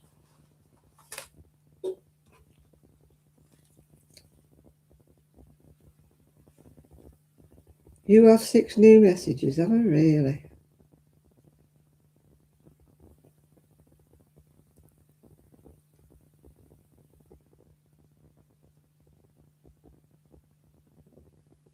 I don't have 6 new messages at all.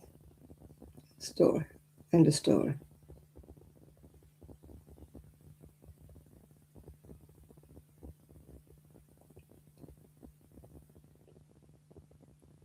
Eccentrics.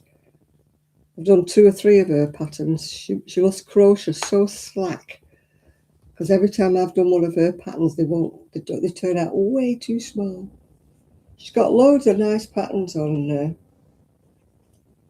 Eccentrics was the one where I did that, that gypsy jacket that I could not get right.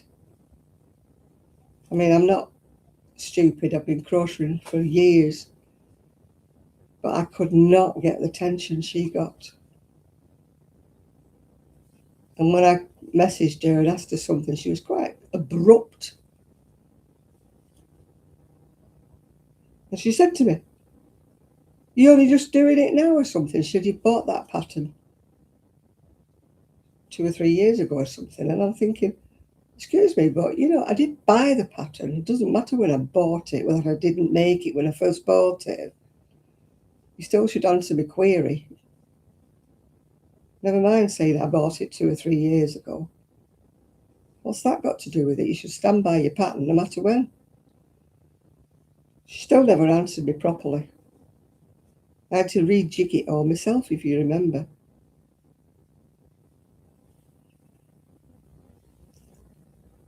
She must be such a loose crocheter. Mine turned out a lot smaller than hers. And I'm not particularly a tight crocheter. I just thought I crocheted about normal. But if you remember when I was doing that maroon one, when I was going to, the Blackpool show, it was it would have been way too small for me. As it is, it's still a bit tiny now, isn't it? Even though I made it bigger. Yeah, she wasn't very nice. You don't insult your customers who've just paid £8 for a pattern. All right, I did buy it 2 or 3 years ago, but still.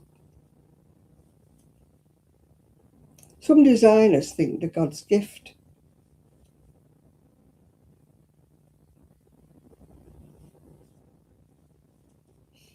They're charging like £8, £10 for a pattern, and then they go mad because some people are like selling garments that they've made from their pattern, and they're saying it says personal use only.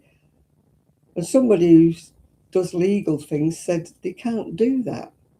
They can tell you not to reproduce the pattern. They can tell you, but they can't stop you donating the pattern to somebody else. They can't stop you doing that because you're gifting it to somebody. And they can't stop you selling something that you made from it because they only own the pattern. They don't own whatever. I mean, Stephen West got in trouble with that, didn't he? Because some people, they've made his shawls and then maybe they had too many of them and they decided they would sell them. And he sent them really nasty emails, I believe. I don't know the full story, saying that they weren't to sell the shawls from his pattern. because it was all like copyright, blah, blah, blah, blah. But it's not. It's only the pattern that's copyright, not what you make from it. You know, this pattern is for personal use only. Yeah, boo. Sorry, but no, it's not.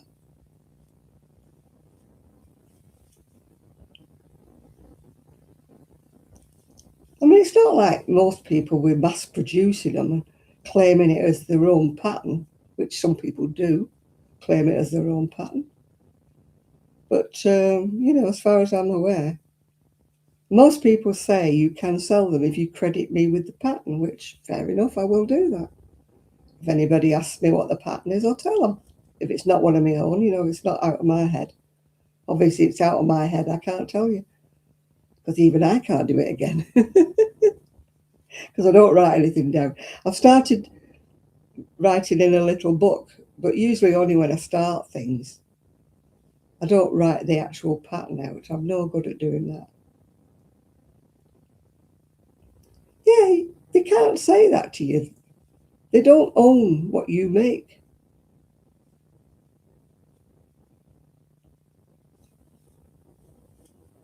It's only, I think, it would be a bit hurtful if you said, I've made this and it's my pattern. I designed it. I mean, I've seen people doing that, and you know full well it's not their pattern and they did not design it. Or they'll print a pattern out and they'll change a couple of lines in it. And it's a direct crib off a pattern. You know, the stitches are still the same. Everything is the same. All it is they change a couple of lines in the pattern and then say it's theirs. Now, I think that's morally wrong, because that designer's probably spent ages working out all the logistics of how it works out with so many stitches and things like that, especially if it's a pattern that's more of a complicated shape, not a straightforward one. I mean, with me, the ones I do for me, I don't say I'm a designer at all. I just crochet for myself. You know, if you're lucky, I might be able to tell you what I've done for my size, but I can't tell you what I've done for anybody else's, yeah.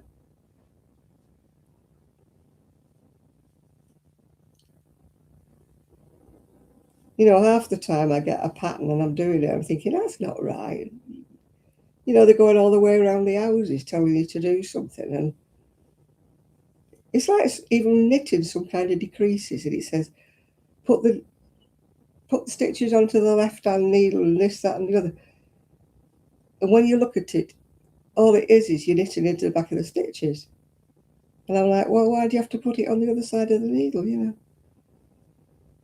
Some people make it more awkward than it already is. I really don't like modern patterns for that reason. They're not straightforward enough. They tell you too much information. And too much information just boggles my mind, and I'm like, don't understand that. I mean, I struggled to get a pattern going at Knit Club, didn't I, Val? And when it all turned out, it was a dead easy pattern, but they'd written it wrong. Well, not wrong, they'd written it in a weird way.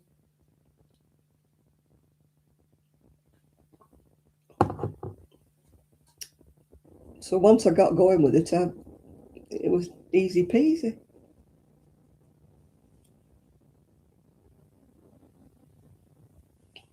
I know Kelly, she made a pattern up for socks.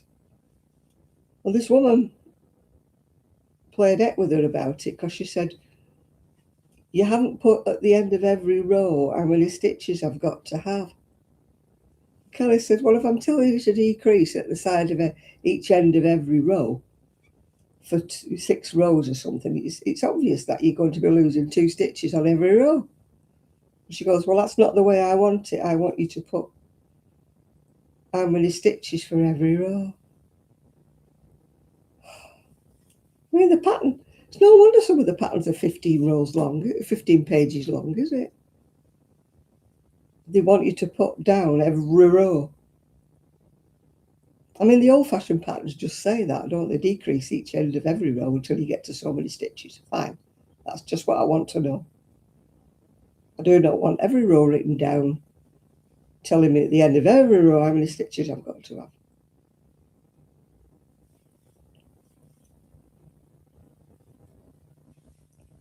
Maybe I'm the odd one out, maybe, I don't know.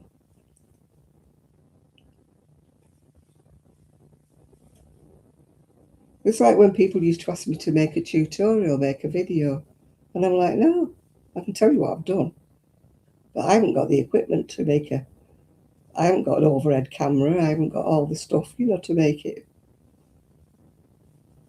And they get quite cross with me, like, well, you shouldn't show things like that if you're not going to make a video. And I'm like, no, I'm not selling you the pattern. I'm just telling you what I did, yeah. Ooh, Nittler, ooh. How stupid. I hope you didn't stay on his channel for long.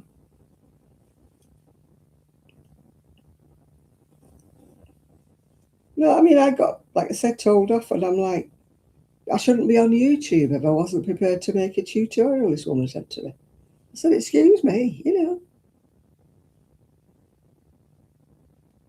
Oh, it's nothing to do with me then. Probably one of our nutcases. We have them over here as well as you. Every country's got the nutters, hasn't it,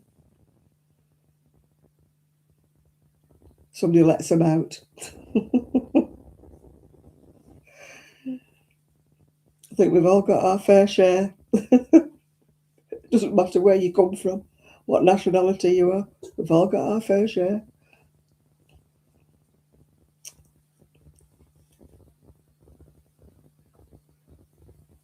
Half of them are in government.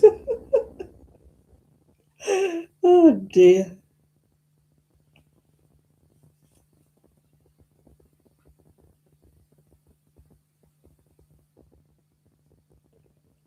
No, I can't type either. I've got dyslexic fingers. They type whatever.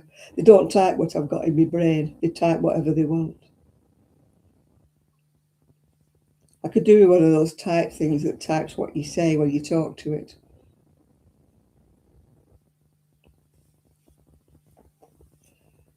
I turned on a video today. Well, I didn't turn it on. It just went onto it.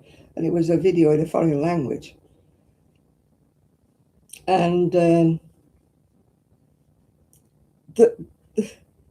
language underneath that was like in English or what it was supposed to be, it was rambling on about nothing to do with what the picture was, the video.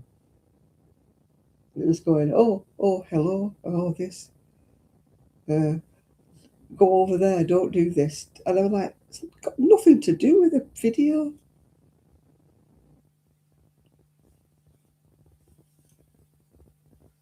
Why put a dialogue on it?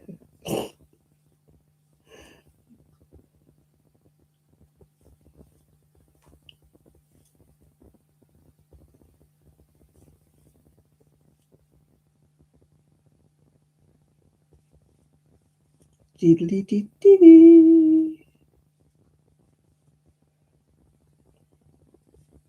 Yeah, I need one.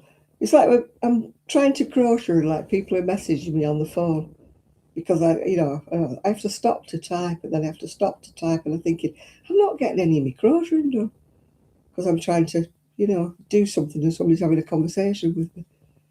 I could do with something, I just need to talk to it, and then it'll type it for me.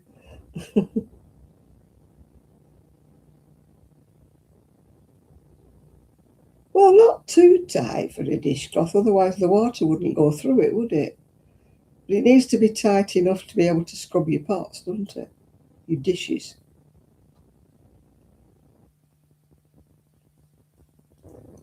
If it's too loose and floppy, it won't be any use, will it? But if it's too tight, it'll be rigid. Stand up on its own. Right, join it in to a circle, making sure you do not twist it. Right, I will do that.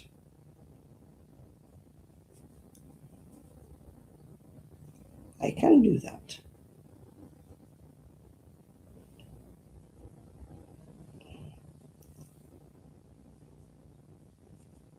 Yeah, you don't have a 450, you have a G. And a G covers a 4 and a 450. That always confuses me. Why you don't have a 450?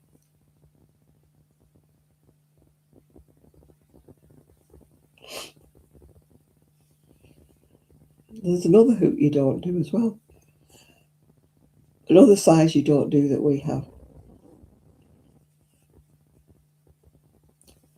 I don't know why. We all have to be so different. We have different terms for crocheting. We have different sizes of the hoops with G's and H's and I's and stuff.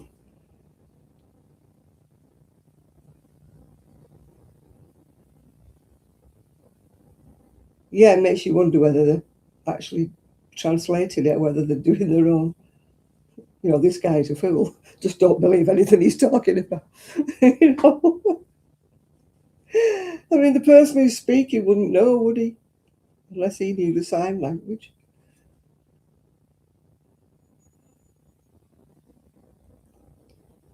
Yeah, he might be saying, don't believe a word this guy's saying. He's talking a load of rubbish.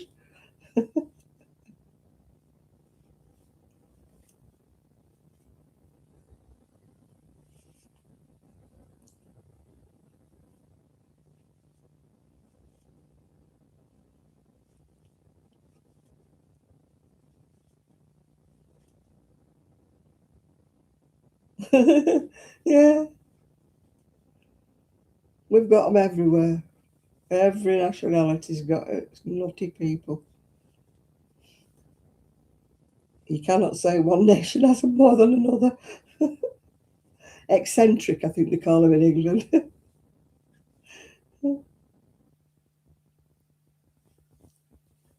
We've had our fair share of eccentrics in the past.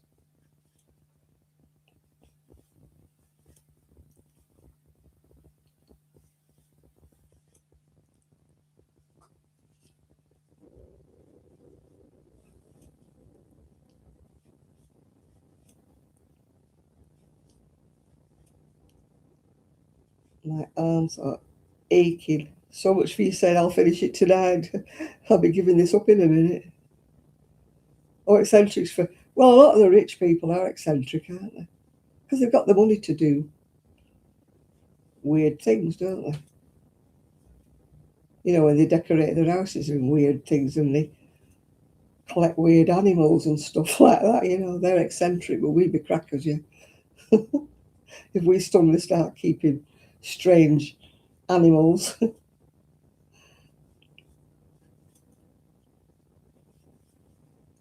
He's just a touch eccentric, yeah. You know, when they turn their stately home into a commune and have about 16 wives, they're eccentric.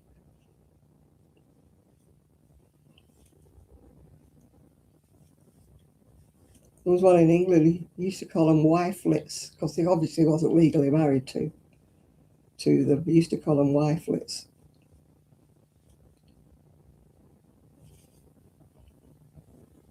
And he used to have about 4 or 5 of these wifelets. Very strange he was. But he was an earl or a lord or something or other with a title. You're thinking, oh gosh. But it was one of those inherited titles, you know, he didn't earn it. Got passed down from daddy.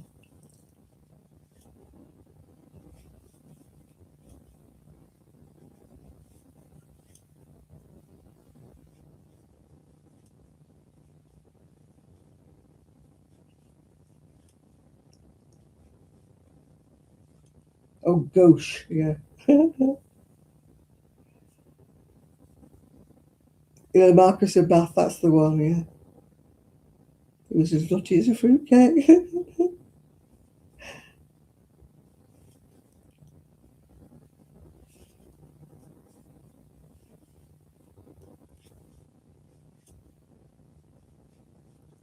He's died, hasn't he, now? I think he's dead now.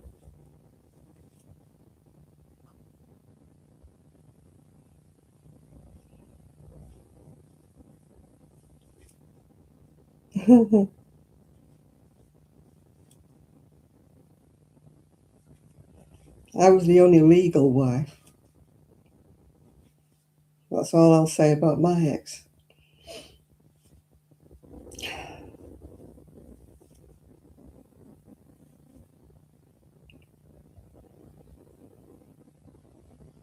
You're not reading any comments? Oh, your hand sewing, right. Right, we shall let you off, Val. With your hand sewing for a birthday.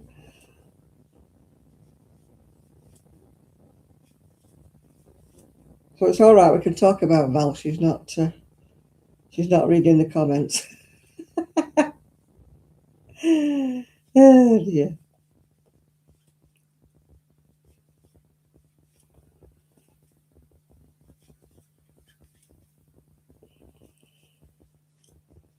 La la la la la la. You're going to bed. Okie dokie. We shall speak to you another day.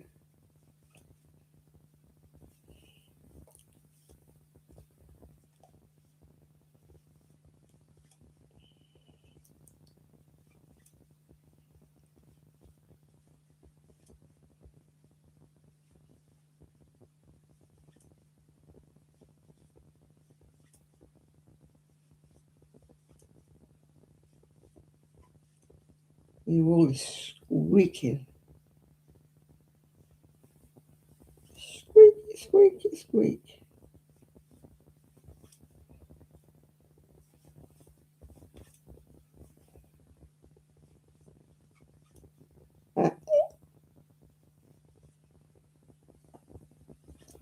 Hello, Trisha.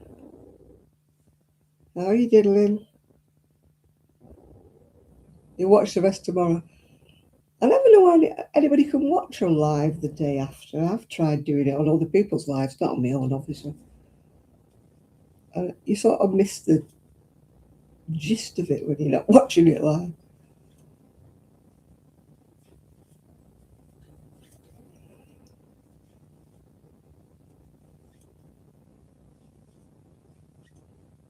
Squeak, squeak. This one's definitely having a squeak.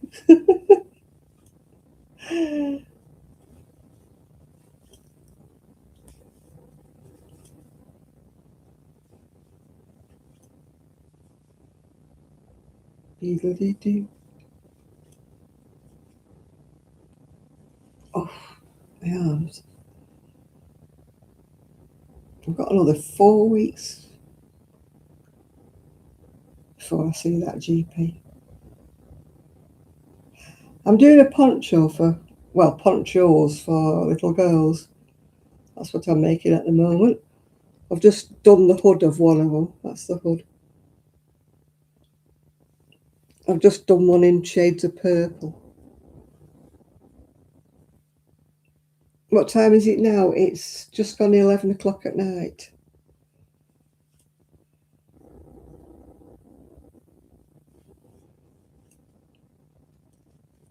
Yeah, it's a free pattern I'm using from Drops. Mm-hmm. Yeah, it's just after 11 p.m.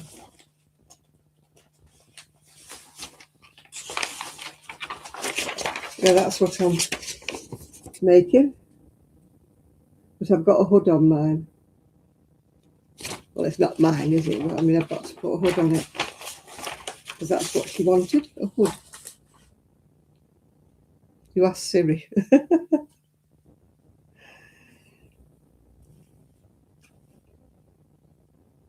It's actually a fairly easy pattern to follow for a change from Drops. Drops patterns are usually notorious for being a bit ambiguous.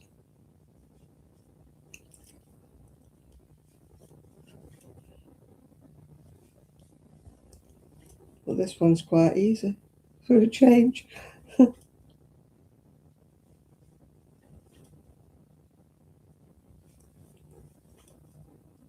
Oh, squeak.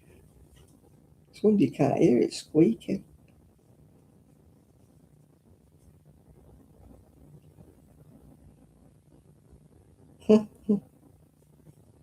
Operator.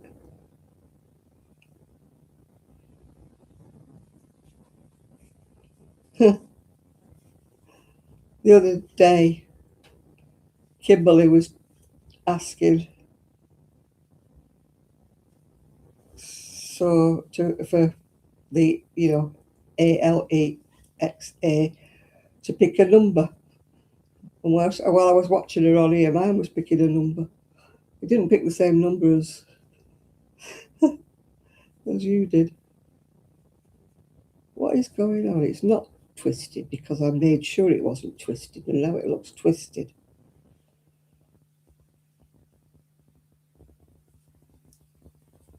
Why is it looking twisted?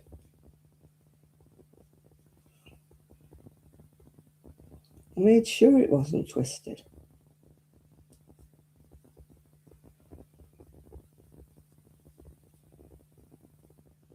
Why do I think? Because usually they have the charts and they tell you this and that and the other, and then they go. A lot of their patterns, like say one chart has 12 rows in it, another chart has 18 rows in it, and that, and they don't. You have to really watch them, otherwise they don't correlate. If you know what I mean. Hi, Chris. I was wondering where you was.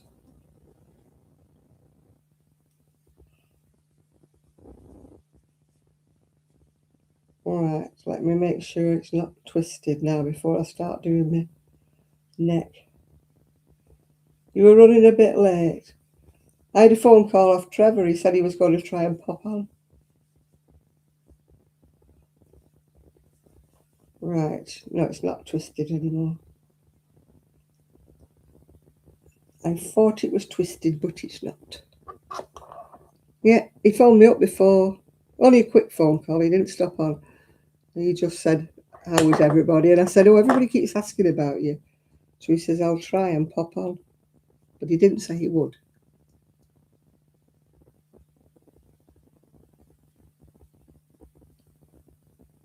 People have a habit of doing that, unfortunately, Enid. We don't all live forever. Except me, of course. I'm going to be here to haunt you till I'm quite elderly.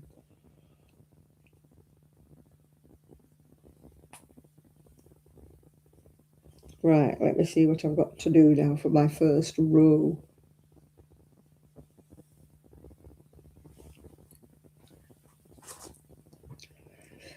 Row 1, I've done that. Row 2.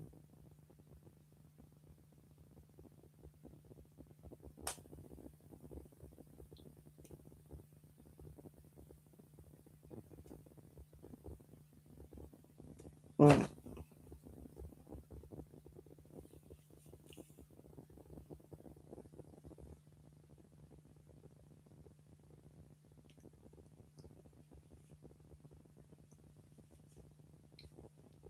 Well, I hope somebody's got his cat. Maybe one of the neighbours has took it in. Or the welfare.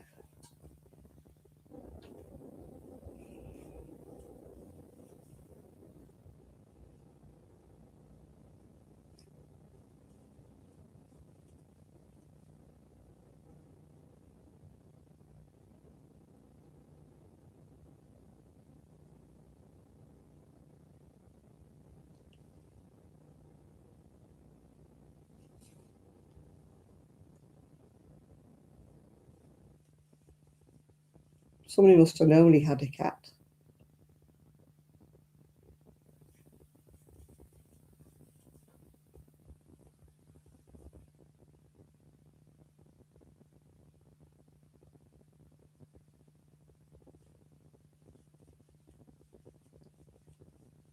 Was he a bit of a loner then? Me? How do I refer my cheerfulness? I don't know. I tend to let things roll over my head.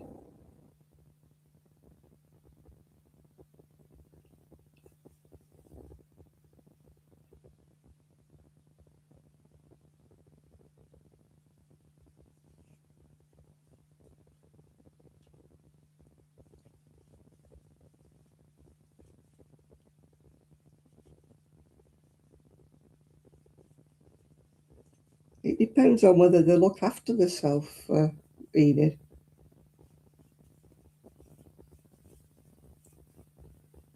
You know, if you don't look after yourself, this is what happens.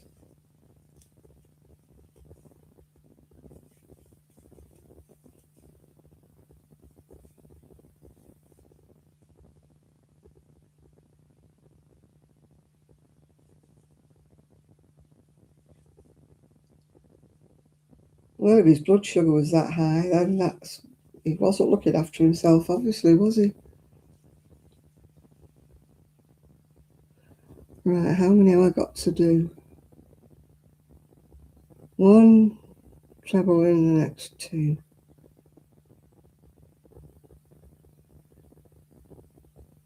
5 chain groups altogether, right, okay.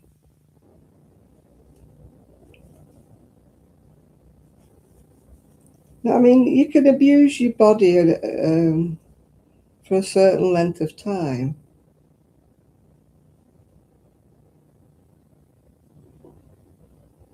But then eventually it will all come back to you, won't it?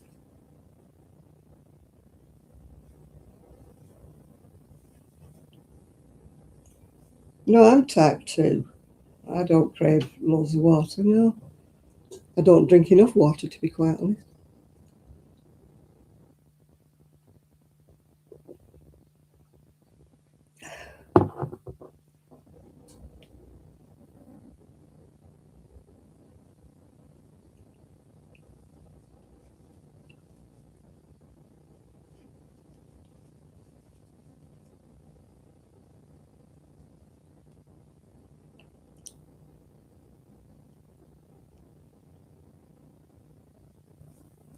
Yeah, I mean, I do try. I mean, I must admit, I am not a paragon of virtue by any stretch of the imagination.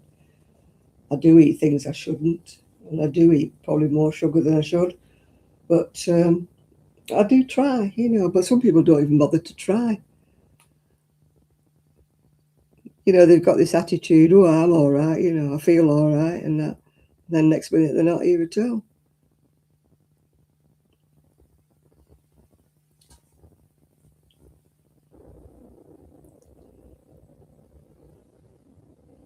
Five in all, or five.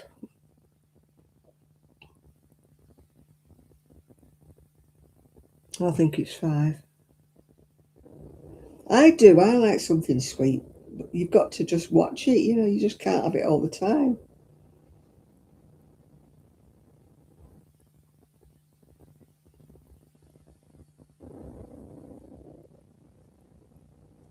You know, I'm a beggar for eating a cake and stuff like that. But you just try. That's all you can do.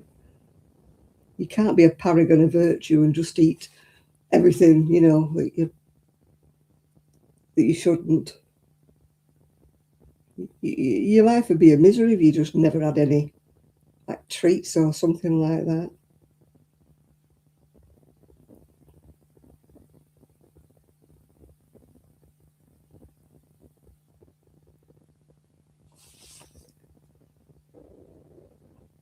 I mean, there are some people who can do it. They've probably got a better willpower than me.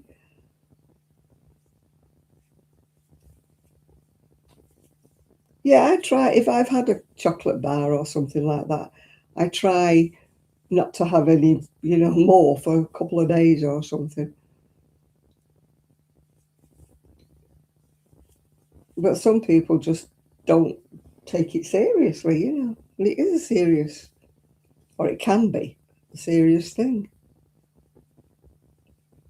You know, if you don't maintain it properly, then it can have really serious consequences. Yeah,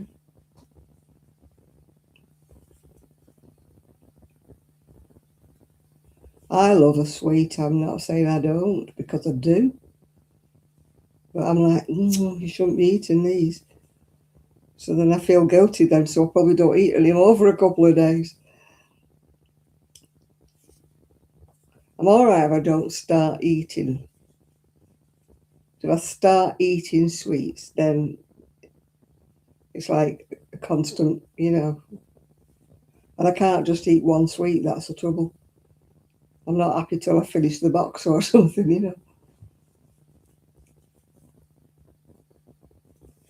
That's why I prefer to try not to have one at all, yeah.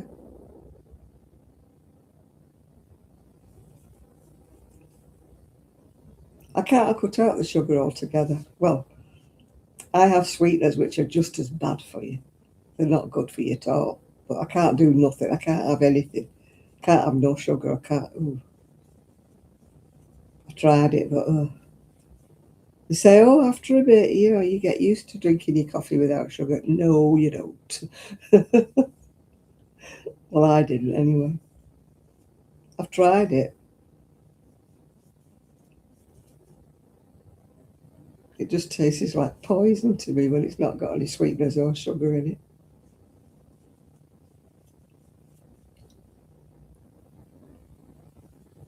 I mean, I wish I could because we all eat far too much refined sugar. The problem is we don't know we're having the sugar because they put it in so much of what we're eating that we don't know about. I don't know. I wouldn't say that. I won't say that we do. We perhaps don't eat as much sweets, you know. We don't consume as much chocolate and things because our packets are smaller. You know, if we buy a packet of sweeties, they're probably a bit more bite-sized towards what yours are. I don't know. I mean, I've not been to America because I'm just generalising here. It's just that when I see adverts or I see things on the telly, the packets of, like, well, you call them chips, don't you? The packets of chips look like our family bag, you know. Everything just seems to be bigger.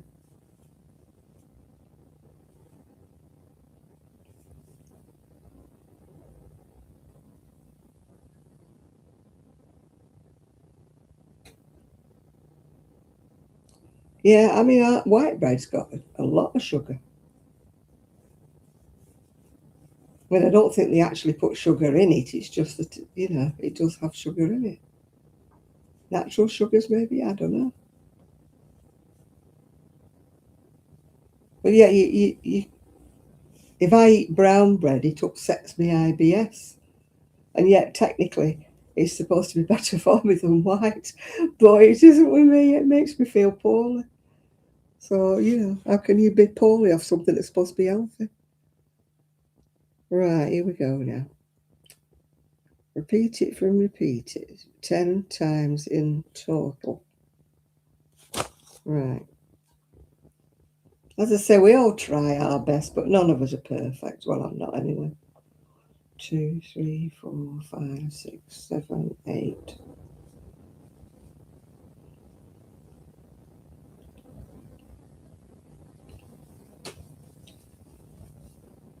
But England's catching up with the obesity, catching up everybody else.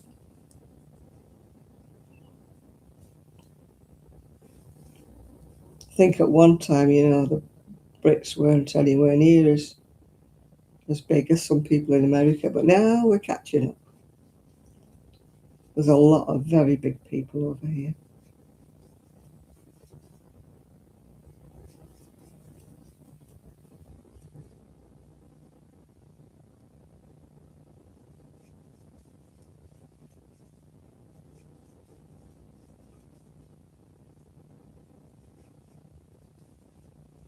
We should all go and live in, is it Tonga or somewhere? Or is it New Zealand or something? Well, no, Fiji, isn't it? Where they prize women for being really big. The bigger they are, the more attractive they are. I think it's Fiji or somewhere.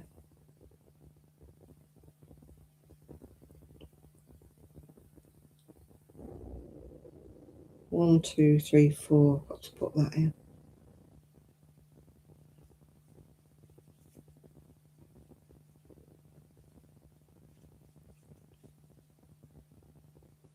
Well, a lot of our chocolate's changed a lot of it.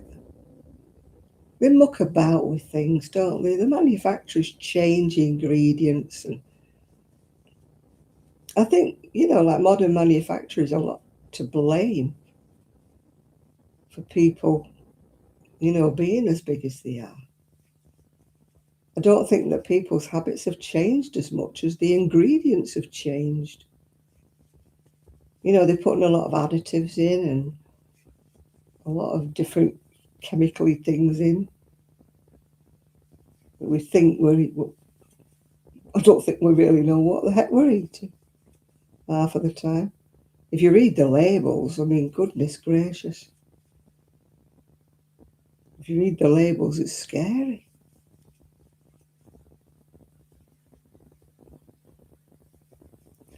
Yeah, it's like synthetic lemons. I mean, what's wrong with putting proper lemon in? Why do you need to get a synthetic lemon? Synthetic lemon flavouring, why? Lemons aren't that expensive.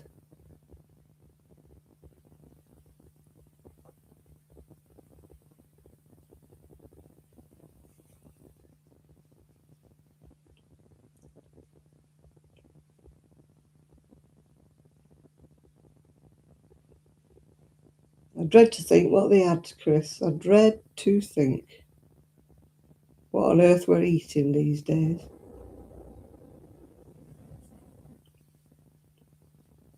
I mean, even the meat and the chicken and what we eat, it's pumped full of additives, isn't it? Oh, it just doesn't bear thinking about.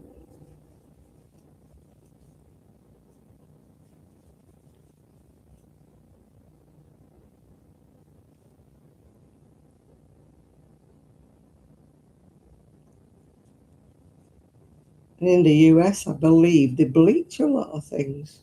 You bleach the chicken, you bleach the eggs, you bleach all sorts of things. Sure, that's more harmful than it is eating the chicken. Wouldn't want bleach on my food.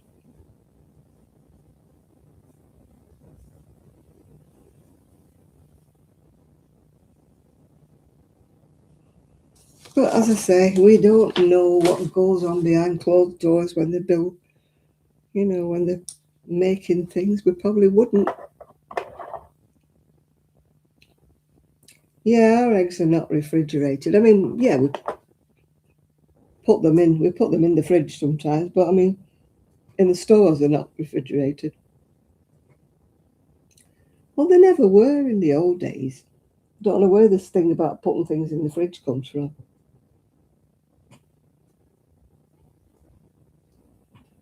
But I mean, people are scared to death. They have to do sell-by dates and stuff. No, it's not thunder. Probably me bending down. My joints were creaking. No, as I say, we probably, as well, we don't know what's in them. Otherwise, we wouldn't eat a thing. You'd be frightened of eating anything, wouldn't you? Oh, it is. Everything's done for cheapness, isn't it? Or, I mean, if you could have seen the queue at McDonald's when we went to Morrison's, McDonald's is on the same. The drive-through, honestly, it was rammed with people. And I'm like, ugh. What are you doing? What are you all buying that for?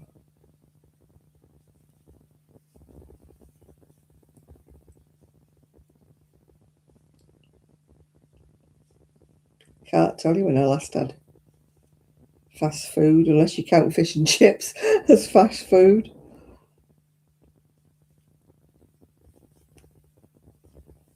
I've not ordered a Chinese or anything since I moved here.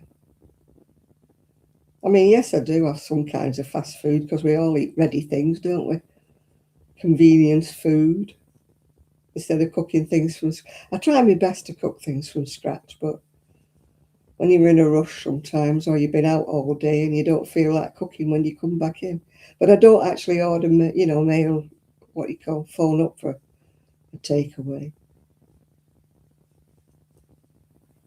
I haven't done that since I came here. But we're all guilty of reaching in the freezer for something or other, yeah.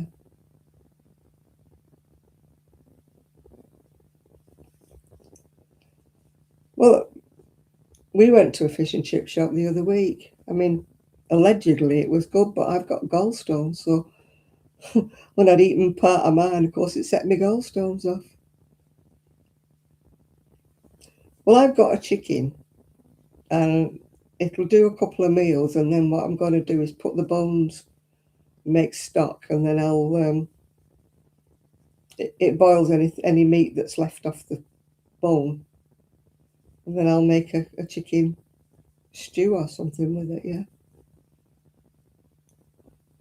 Yeah, everybody around here is going, oh, I bet you really enjoyed those fish and chips. And I'm like, no. Oh, it's well renowned. It's one of the best ones there is around. I said, it might be. There might be nothing wrong with the fish and chips, but it just set my gallstones off. So, no, it wasn't a good meal for me.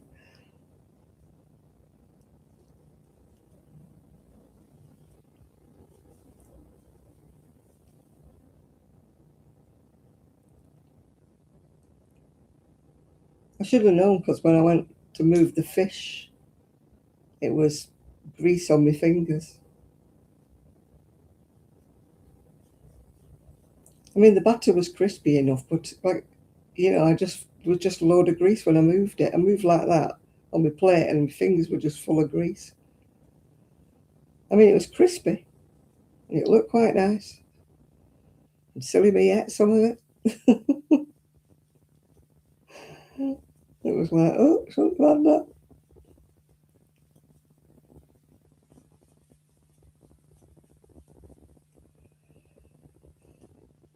It's like I like bacon and eggs, but I've stopped having it much. I'll have it now and again. And even then, I don't fry my bacon because it sets me. I've got tiny gallstones that are too small to operate on, and they're not blocking the duct or anything. So if I watch what I eat, they don't bother me. But I used to love a, traditional British breakfast like bacon, eggs, tomatoes, stuff like that. But I can't. Very rare I'll have bacon now. And if I do, I have to grill it until it's like crispy and there's no fat left on it.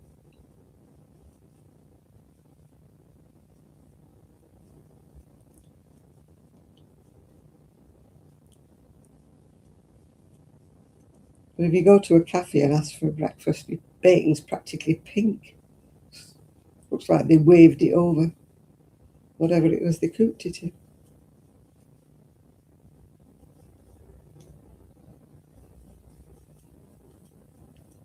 Da da da da da. Started.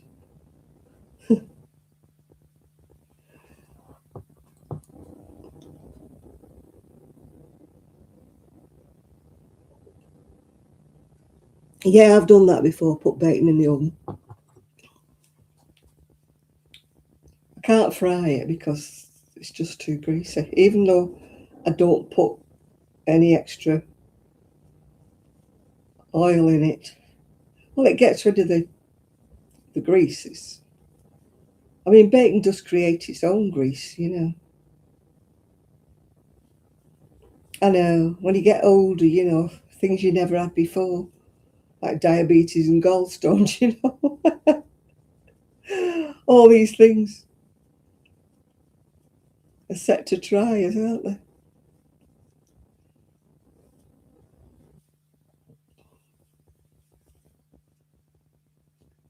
Everything wears out and knackers up. Yeah, because I said to my doctor, how come I've got diabetes? I said, why did I get it? I said, is it something I did? And he said, well, a lot of it is because you've got older, your pancreas breaks down anyway, no matter how good your diet's been. Be good. Well, I can't be good. I'll try my best. I'll be good if you be good. It would be very boring if we were really goody-goody two-shoes, wouldn't it? We've got to have a little bit of naughtiness in our lives.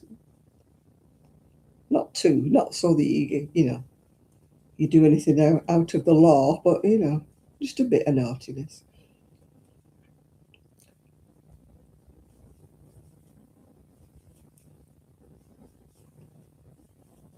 Yeah, I've always thought I had I won't say a really healthy lifestyle, but fairly healthy lifestyle. So I just wanted to know why I got diabetes. What was it, something I'd done? And he said, not necessarily. He said it could be something you're predisposed to, and it could be your diet, or it could be, your pancreas breaking down anyway. Nice to know.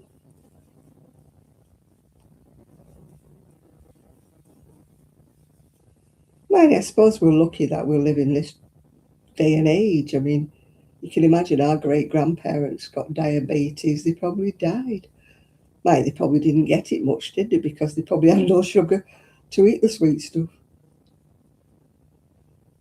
But I mean, if they had have done, they don't have all these injections and tablets and stuff that we've got now.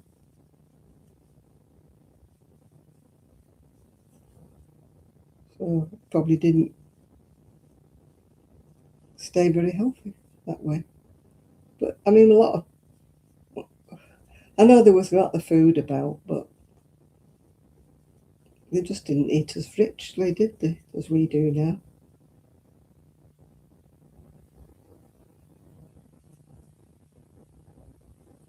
Yeah, I don't think it's anything to do with being fat. I think it's to do with your lifestyle, a lot of it, or if you're predisposed to get your pancreas to stop. I mean, a lot of children that have diabetes, it's not because they've been eating sweets. A lot of them, it's just the way they are, isn't it? When you get little toddlers, because they don't choose their own food. They don't scoff sweeties all day long.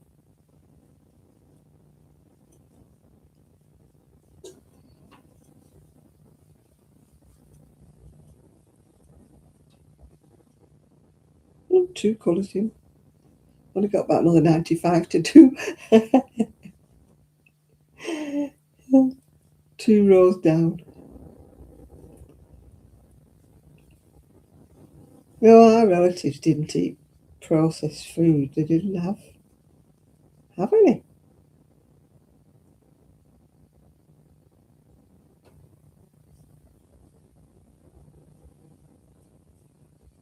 They want to know what. I think the first thing was like tins, wasn't it? During the war, I think that's when the first tins came. I was watching a programme the other day saying Queen Victoria, she wouldn't have anything tinned. She just wouldn't. Yeah, the fish is battered. I mean, the batter was lovely and crispy, Mimi, and for anybody who doesn't suffer, they probably would have liked it. I mean, I used to enjoy my fish and chips, but I'm afraid nowadays I have to be careful. It's all right when I'm eating it, but then I hate it about a quarter of an hour later.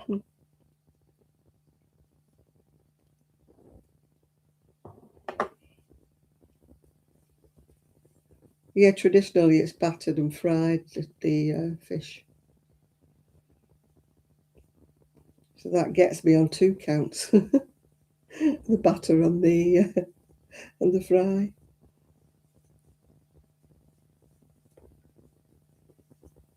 Yeah, Queen Victoria wouldn't have any tins or anything. So it must have been around when she was on the throne then.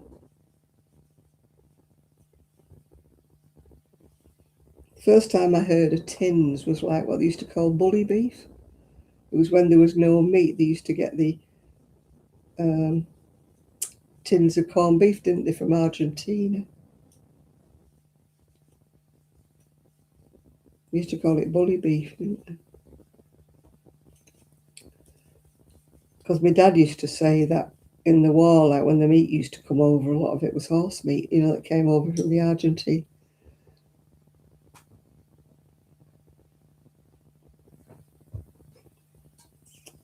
I don't really know. I've not read much about her. It's not a question of whether we liked her or not, because she's gone, hasn't she? But oh, Elizabeth II, our late Queen, she was very well loved, yeah. The jury's out a lot on her mother, the Queen Mother. A lot of stories have emerged about her being a bit of a tyrant, but I mean, I don't know these things. I only know what gets published, and we don't know whether that's true or just somebody making up a story. Or I mean, you don't know unless you're there, do you?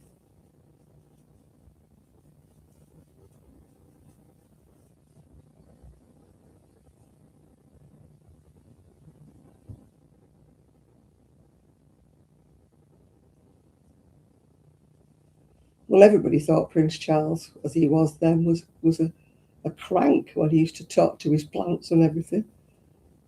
And now, he's proved what he used to say, didn't he, about eating green and all this. They thought he was a bit of a nutter, didn't they, when he was young? But it's turned out that everybody's the same now.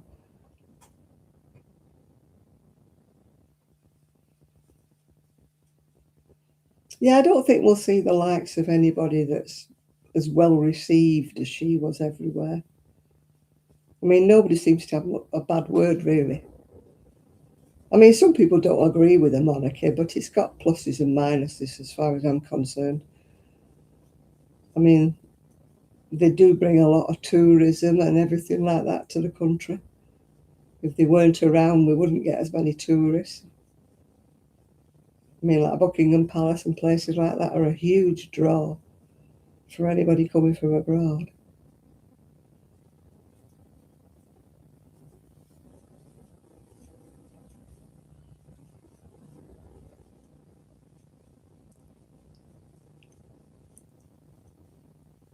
I mean, they say, oh, they cost us money and that, but I mean, a lot of our prime ministers and people like that cost us more flipping money than the Queen does, because she had her own money.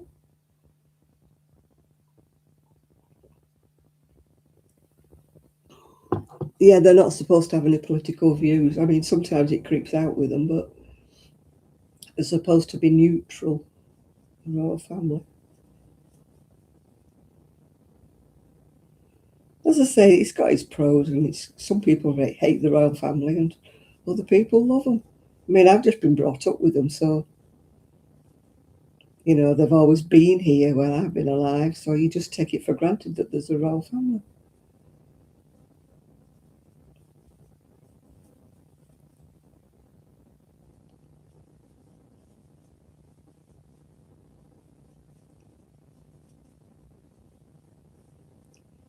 When you look at some of the past ones, I mean, what they got up to, killing people, sticking them in the tower, and at least the late Queen didn't do that.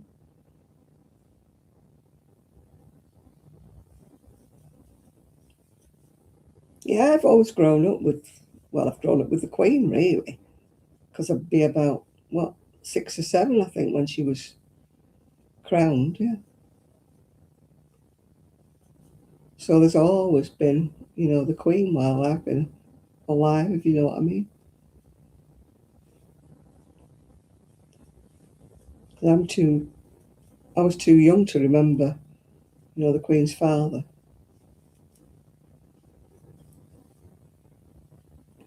Yeah, I did, but I can't remember. I was a little girl.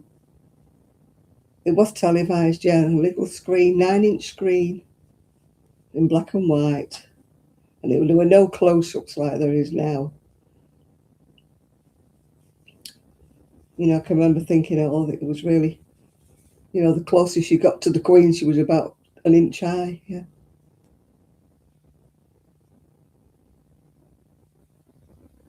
You don't have DM or direct messages.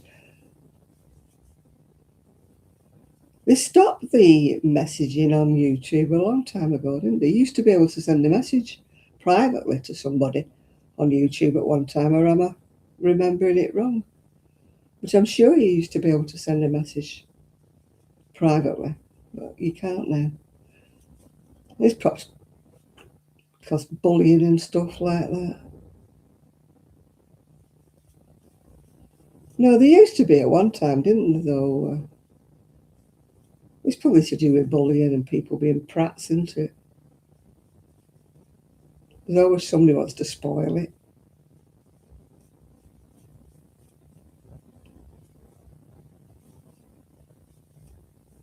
There's always some waste of space, isn't there?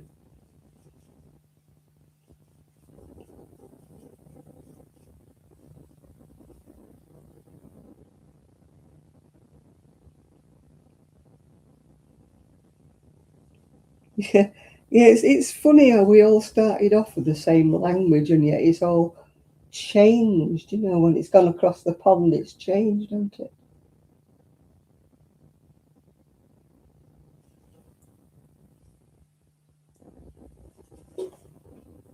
You know, the language has changed, the words have changed, groceries changed. I don't know why.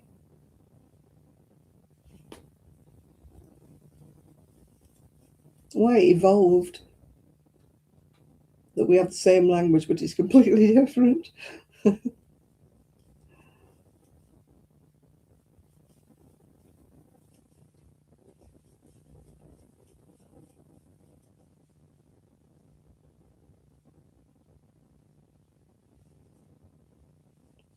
I mean, I never knew there was different words for things and that. It's only since television evolved and, you know, we saw more things that were in America. I mean, at one time, unless we went to the cinema, we never saw anything.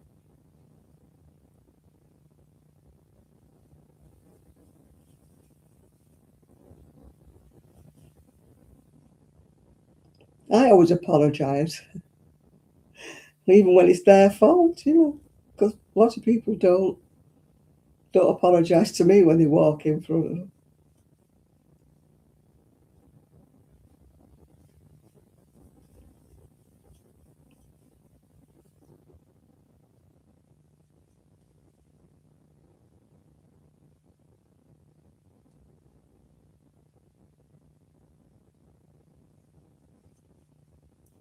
It depends. What a dialect is different. I mean, like when I worked in Salford in Manchester, they don't pronounce a T. You know, they say job centre or Peter without saying a T, like it's Peter. They say Peter, job centre. It's just their dialect, the way they pronounce their words.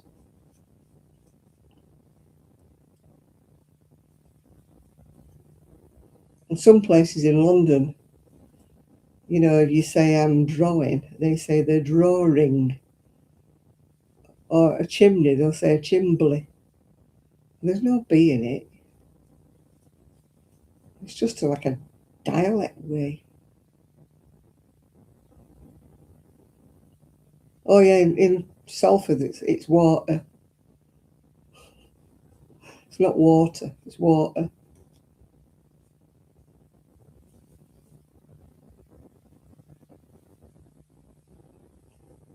You're lucky.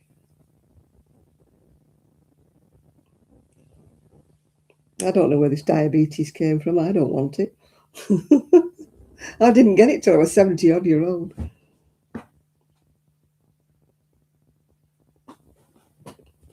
I had a reasonably healthy lifestyle until then, and then it all went to pot. That's why I asked the GP, where have I got this from? What have I done wrong in my life?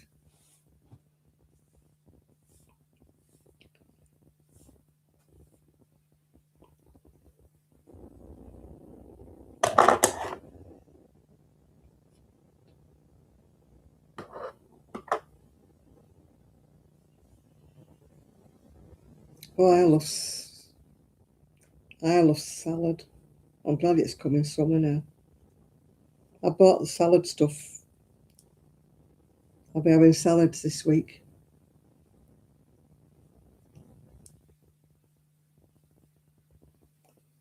No, I don't put ketchup on a salad.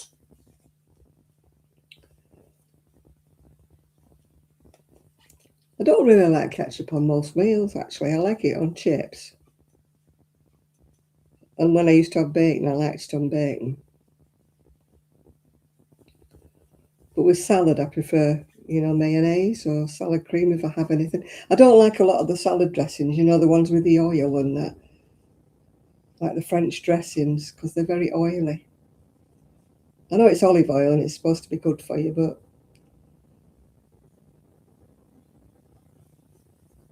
is it French dressing, I think, that's made with olive oil?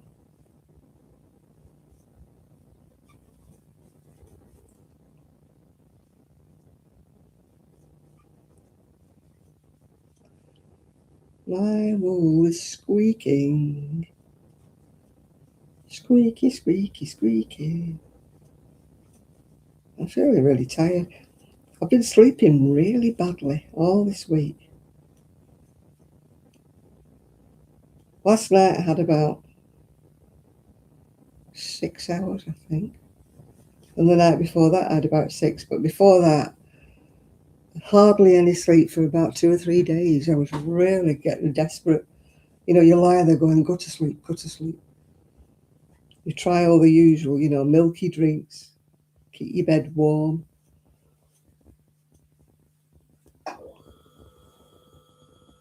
But when you can't get to sleep, it's murder. And the clock seems to go round dead slow, and you think, shall I get up, shall I get up? You think, no, I'll drop asleep if I just lie here a bit longer. And you don't. So you get up and try a book.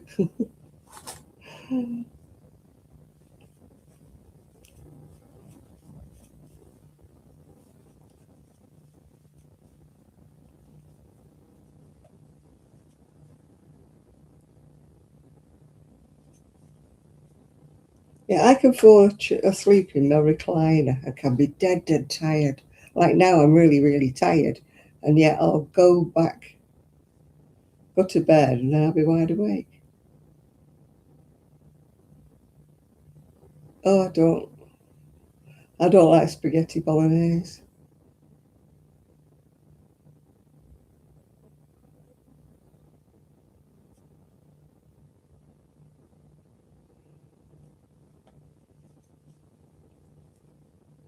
I'm not a lover of red meat. I've decided. I used to eat it all the time. I'm not a vegetarian or anything.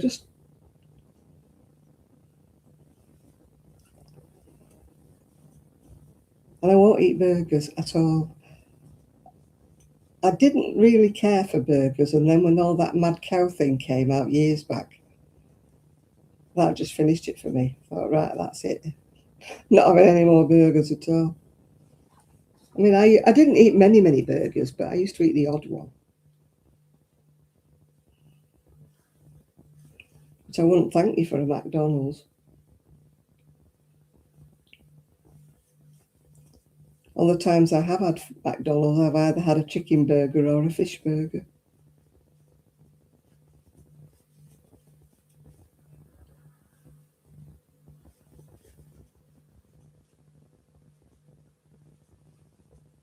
Getting really tired. Oh, 10 minutes more for the witching hour.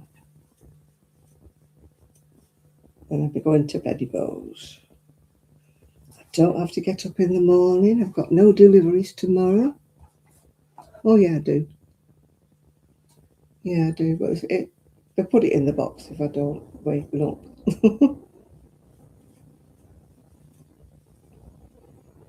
Yeah, I bought lettuce today. Not the round one. I don't like the round, soggy lettuces. I like is it cos lettuce? The long ones. They're much, much crispier.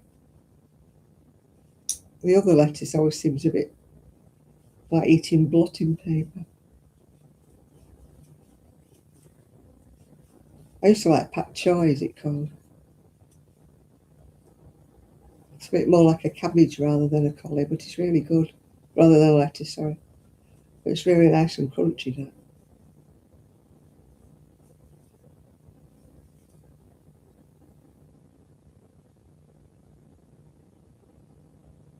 I think we can take her or leave her, really, Mimi. She wasn't popular at first, but people have got used to her now, I think.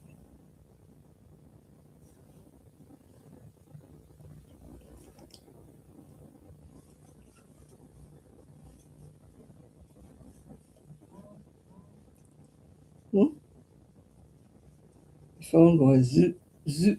I don't know why it went like that.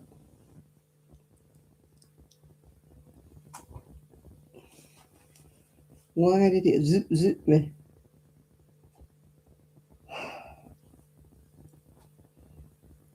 It's telling me Instagram. Oh, it's our Rosie. It's her birthday. They put a hat on her. Oh dear.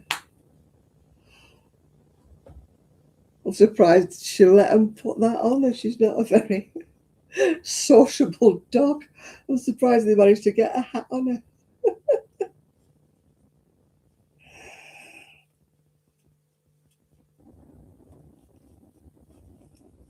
Yeah, it's her birthday. She was 5 the other day. Trixie's 4.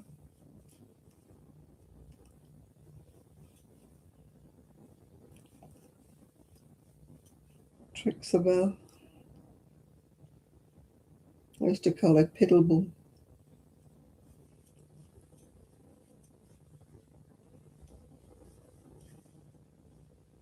I said, come here, Piddlebum. And somebody said, she's not called that. She's called Trixie. Trixabelle. She only got Trixabelle when she was naughty. Trixabelle! She used to come then because she knew she'd done something wrong. You could bawl Trixie while you were blue in the face and she wouldn't come.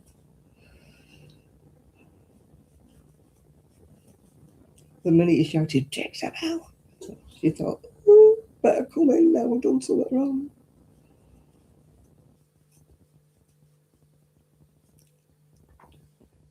You don't own a Frenchie. Frenchies own you.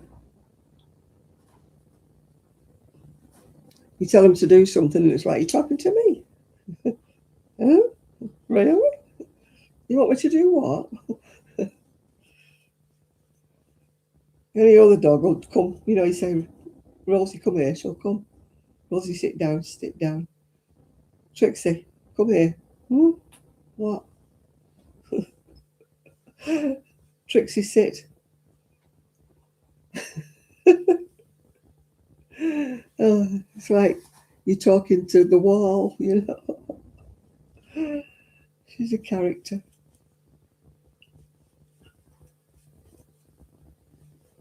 Nathan will tell you that because he's got one. I met a guy on the seafront, he had 3. And he said, oh God, he said, the characters, aren't they? He said, they don't do anything, do they? I went, no, they don't.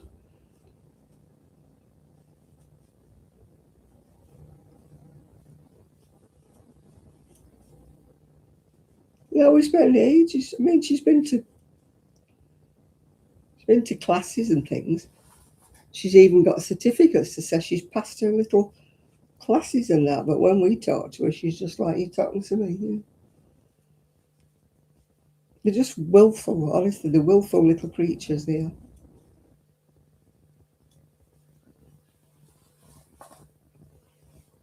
I mean, we had 2 Rottweilers before that, and they were as good as gold. You never had to tell them twice to do anything. Come here, yeah, there they are. Sit down, yeah. Lie down, yeah.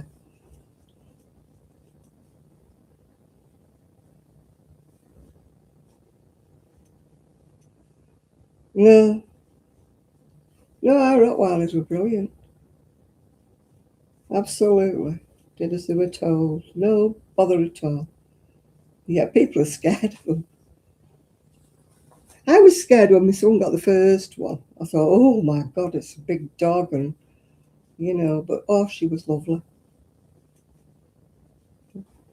And she was great with the children. When they were babies, they used to drag her around and pull her ears and everything. And she never bothered at all. She never slapped at them. Nothing.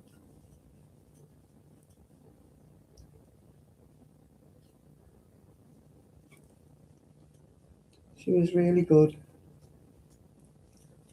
And Poppy was, but Poppy was only sort of half a Rottweiler puppy. We think the other half was German Shepherd. Yeah, they're very gentle dogs, and yet everybody's frightened to death of them. My next door neighbour wouldn't come in. Well, I mean, they were my son's dogs, but I used to look after them when they went on holiday or anything. And my neighbour wouldn't come in. He said, "Oh, you got the dogs." I said, "They're fabulous dogs. I don't know what you're scared of them for." "Oh, they're just so big." I said, "Yeah, I know, but they're fine. You know, they'd let you in or anything." Sky was funny. She'd let you in, but she wouldn't let you out. You could come in, but you try and leave. She didn't want you to leave.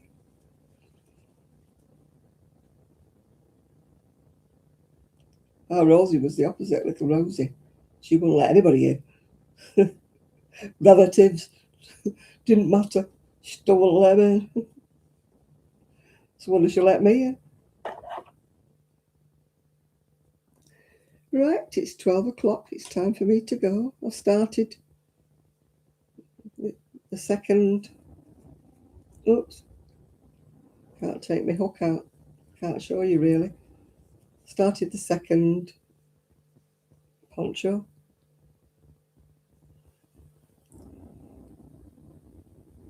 Should get it finished this week.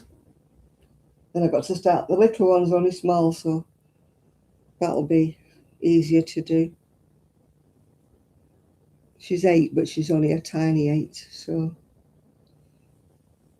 it should be all right. Right, I'm going to go now, so thank you very much for your company.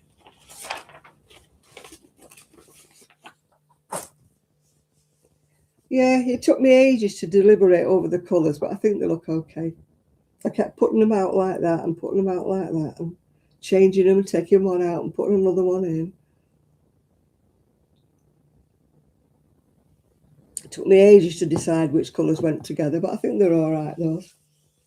I'm a bit funny like that. Things have got to go, yeah.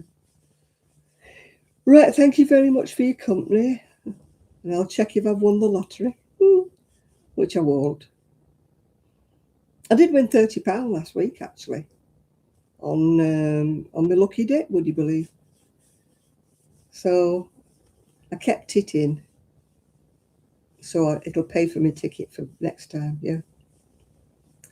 Yeah, I think it's worked out well. It took me ages to choose. It took me longer to choose than it did to start crocheting it. I have to keep doing that with them and putting them out and then moving them about. And I'm funny like that. Right, I'm going to go. Thank you very much for your company, and thank you very much for your thumbs ups and any hypes you might have given me. So thank you, and I shall see you all maybe in the week. I meant to do one this week, but I didn't get around to it. Anyway, bye for now. Bye, everybody. Bye.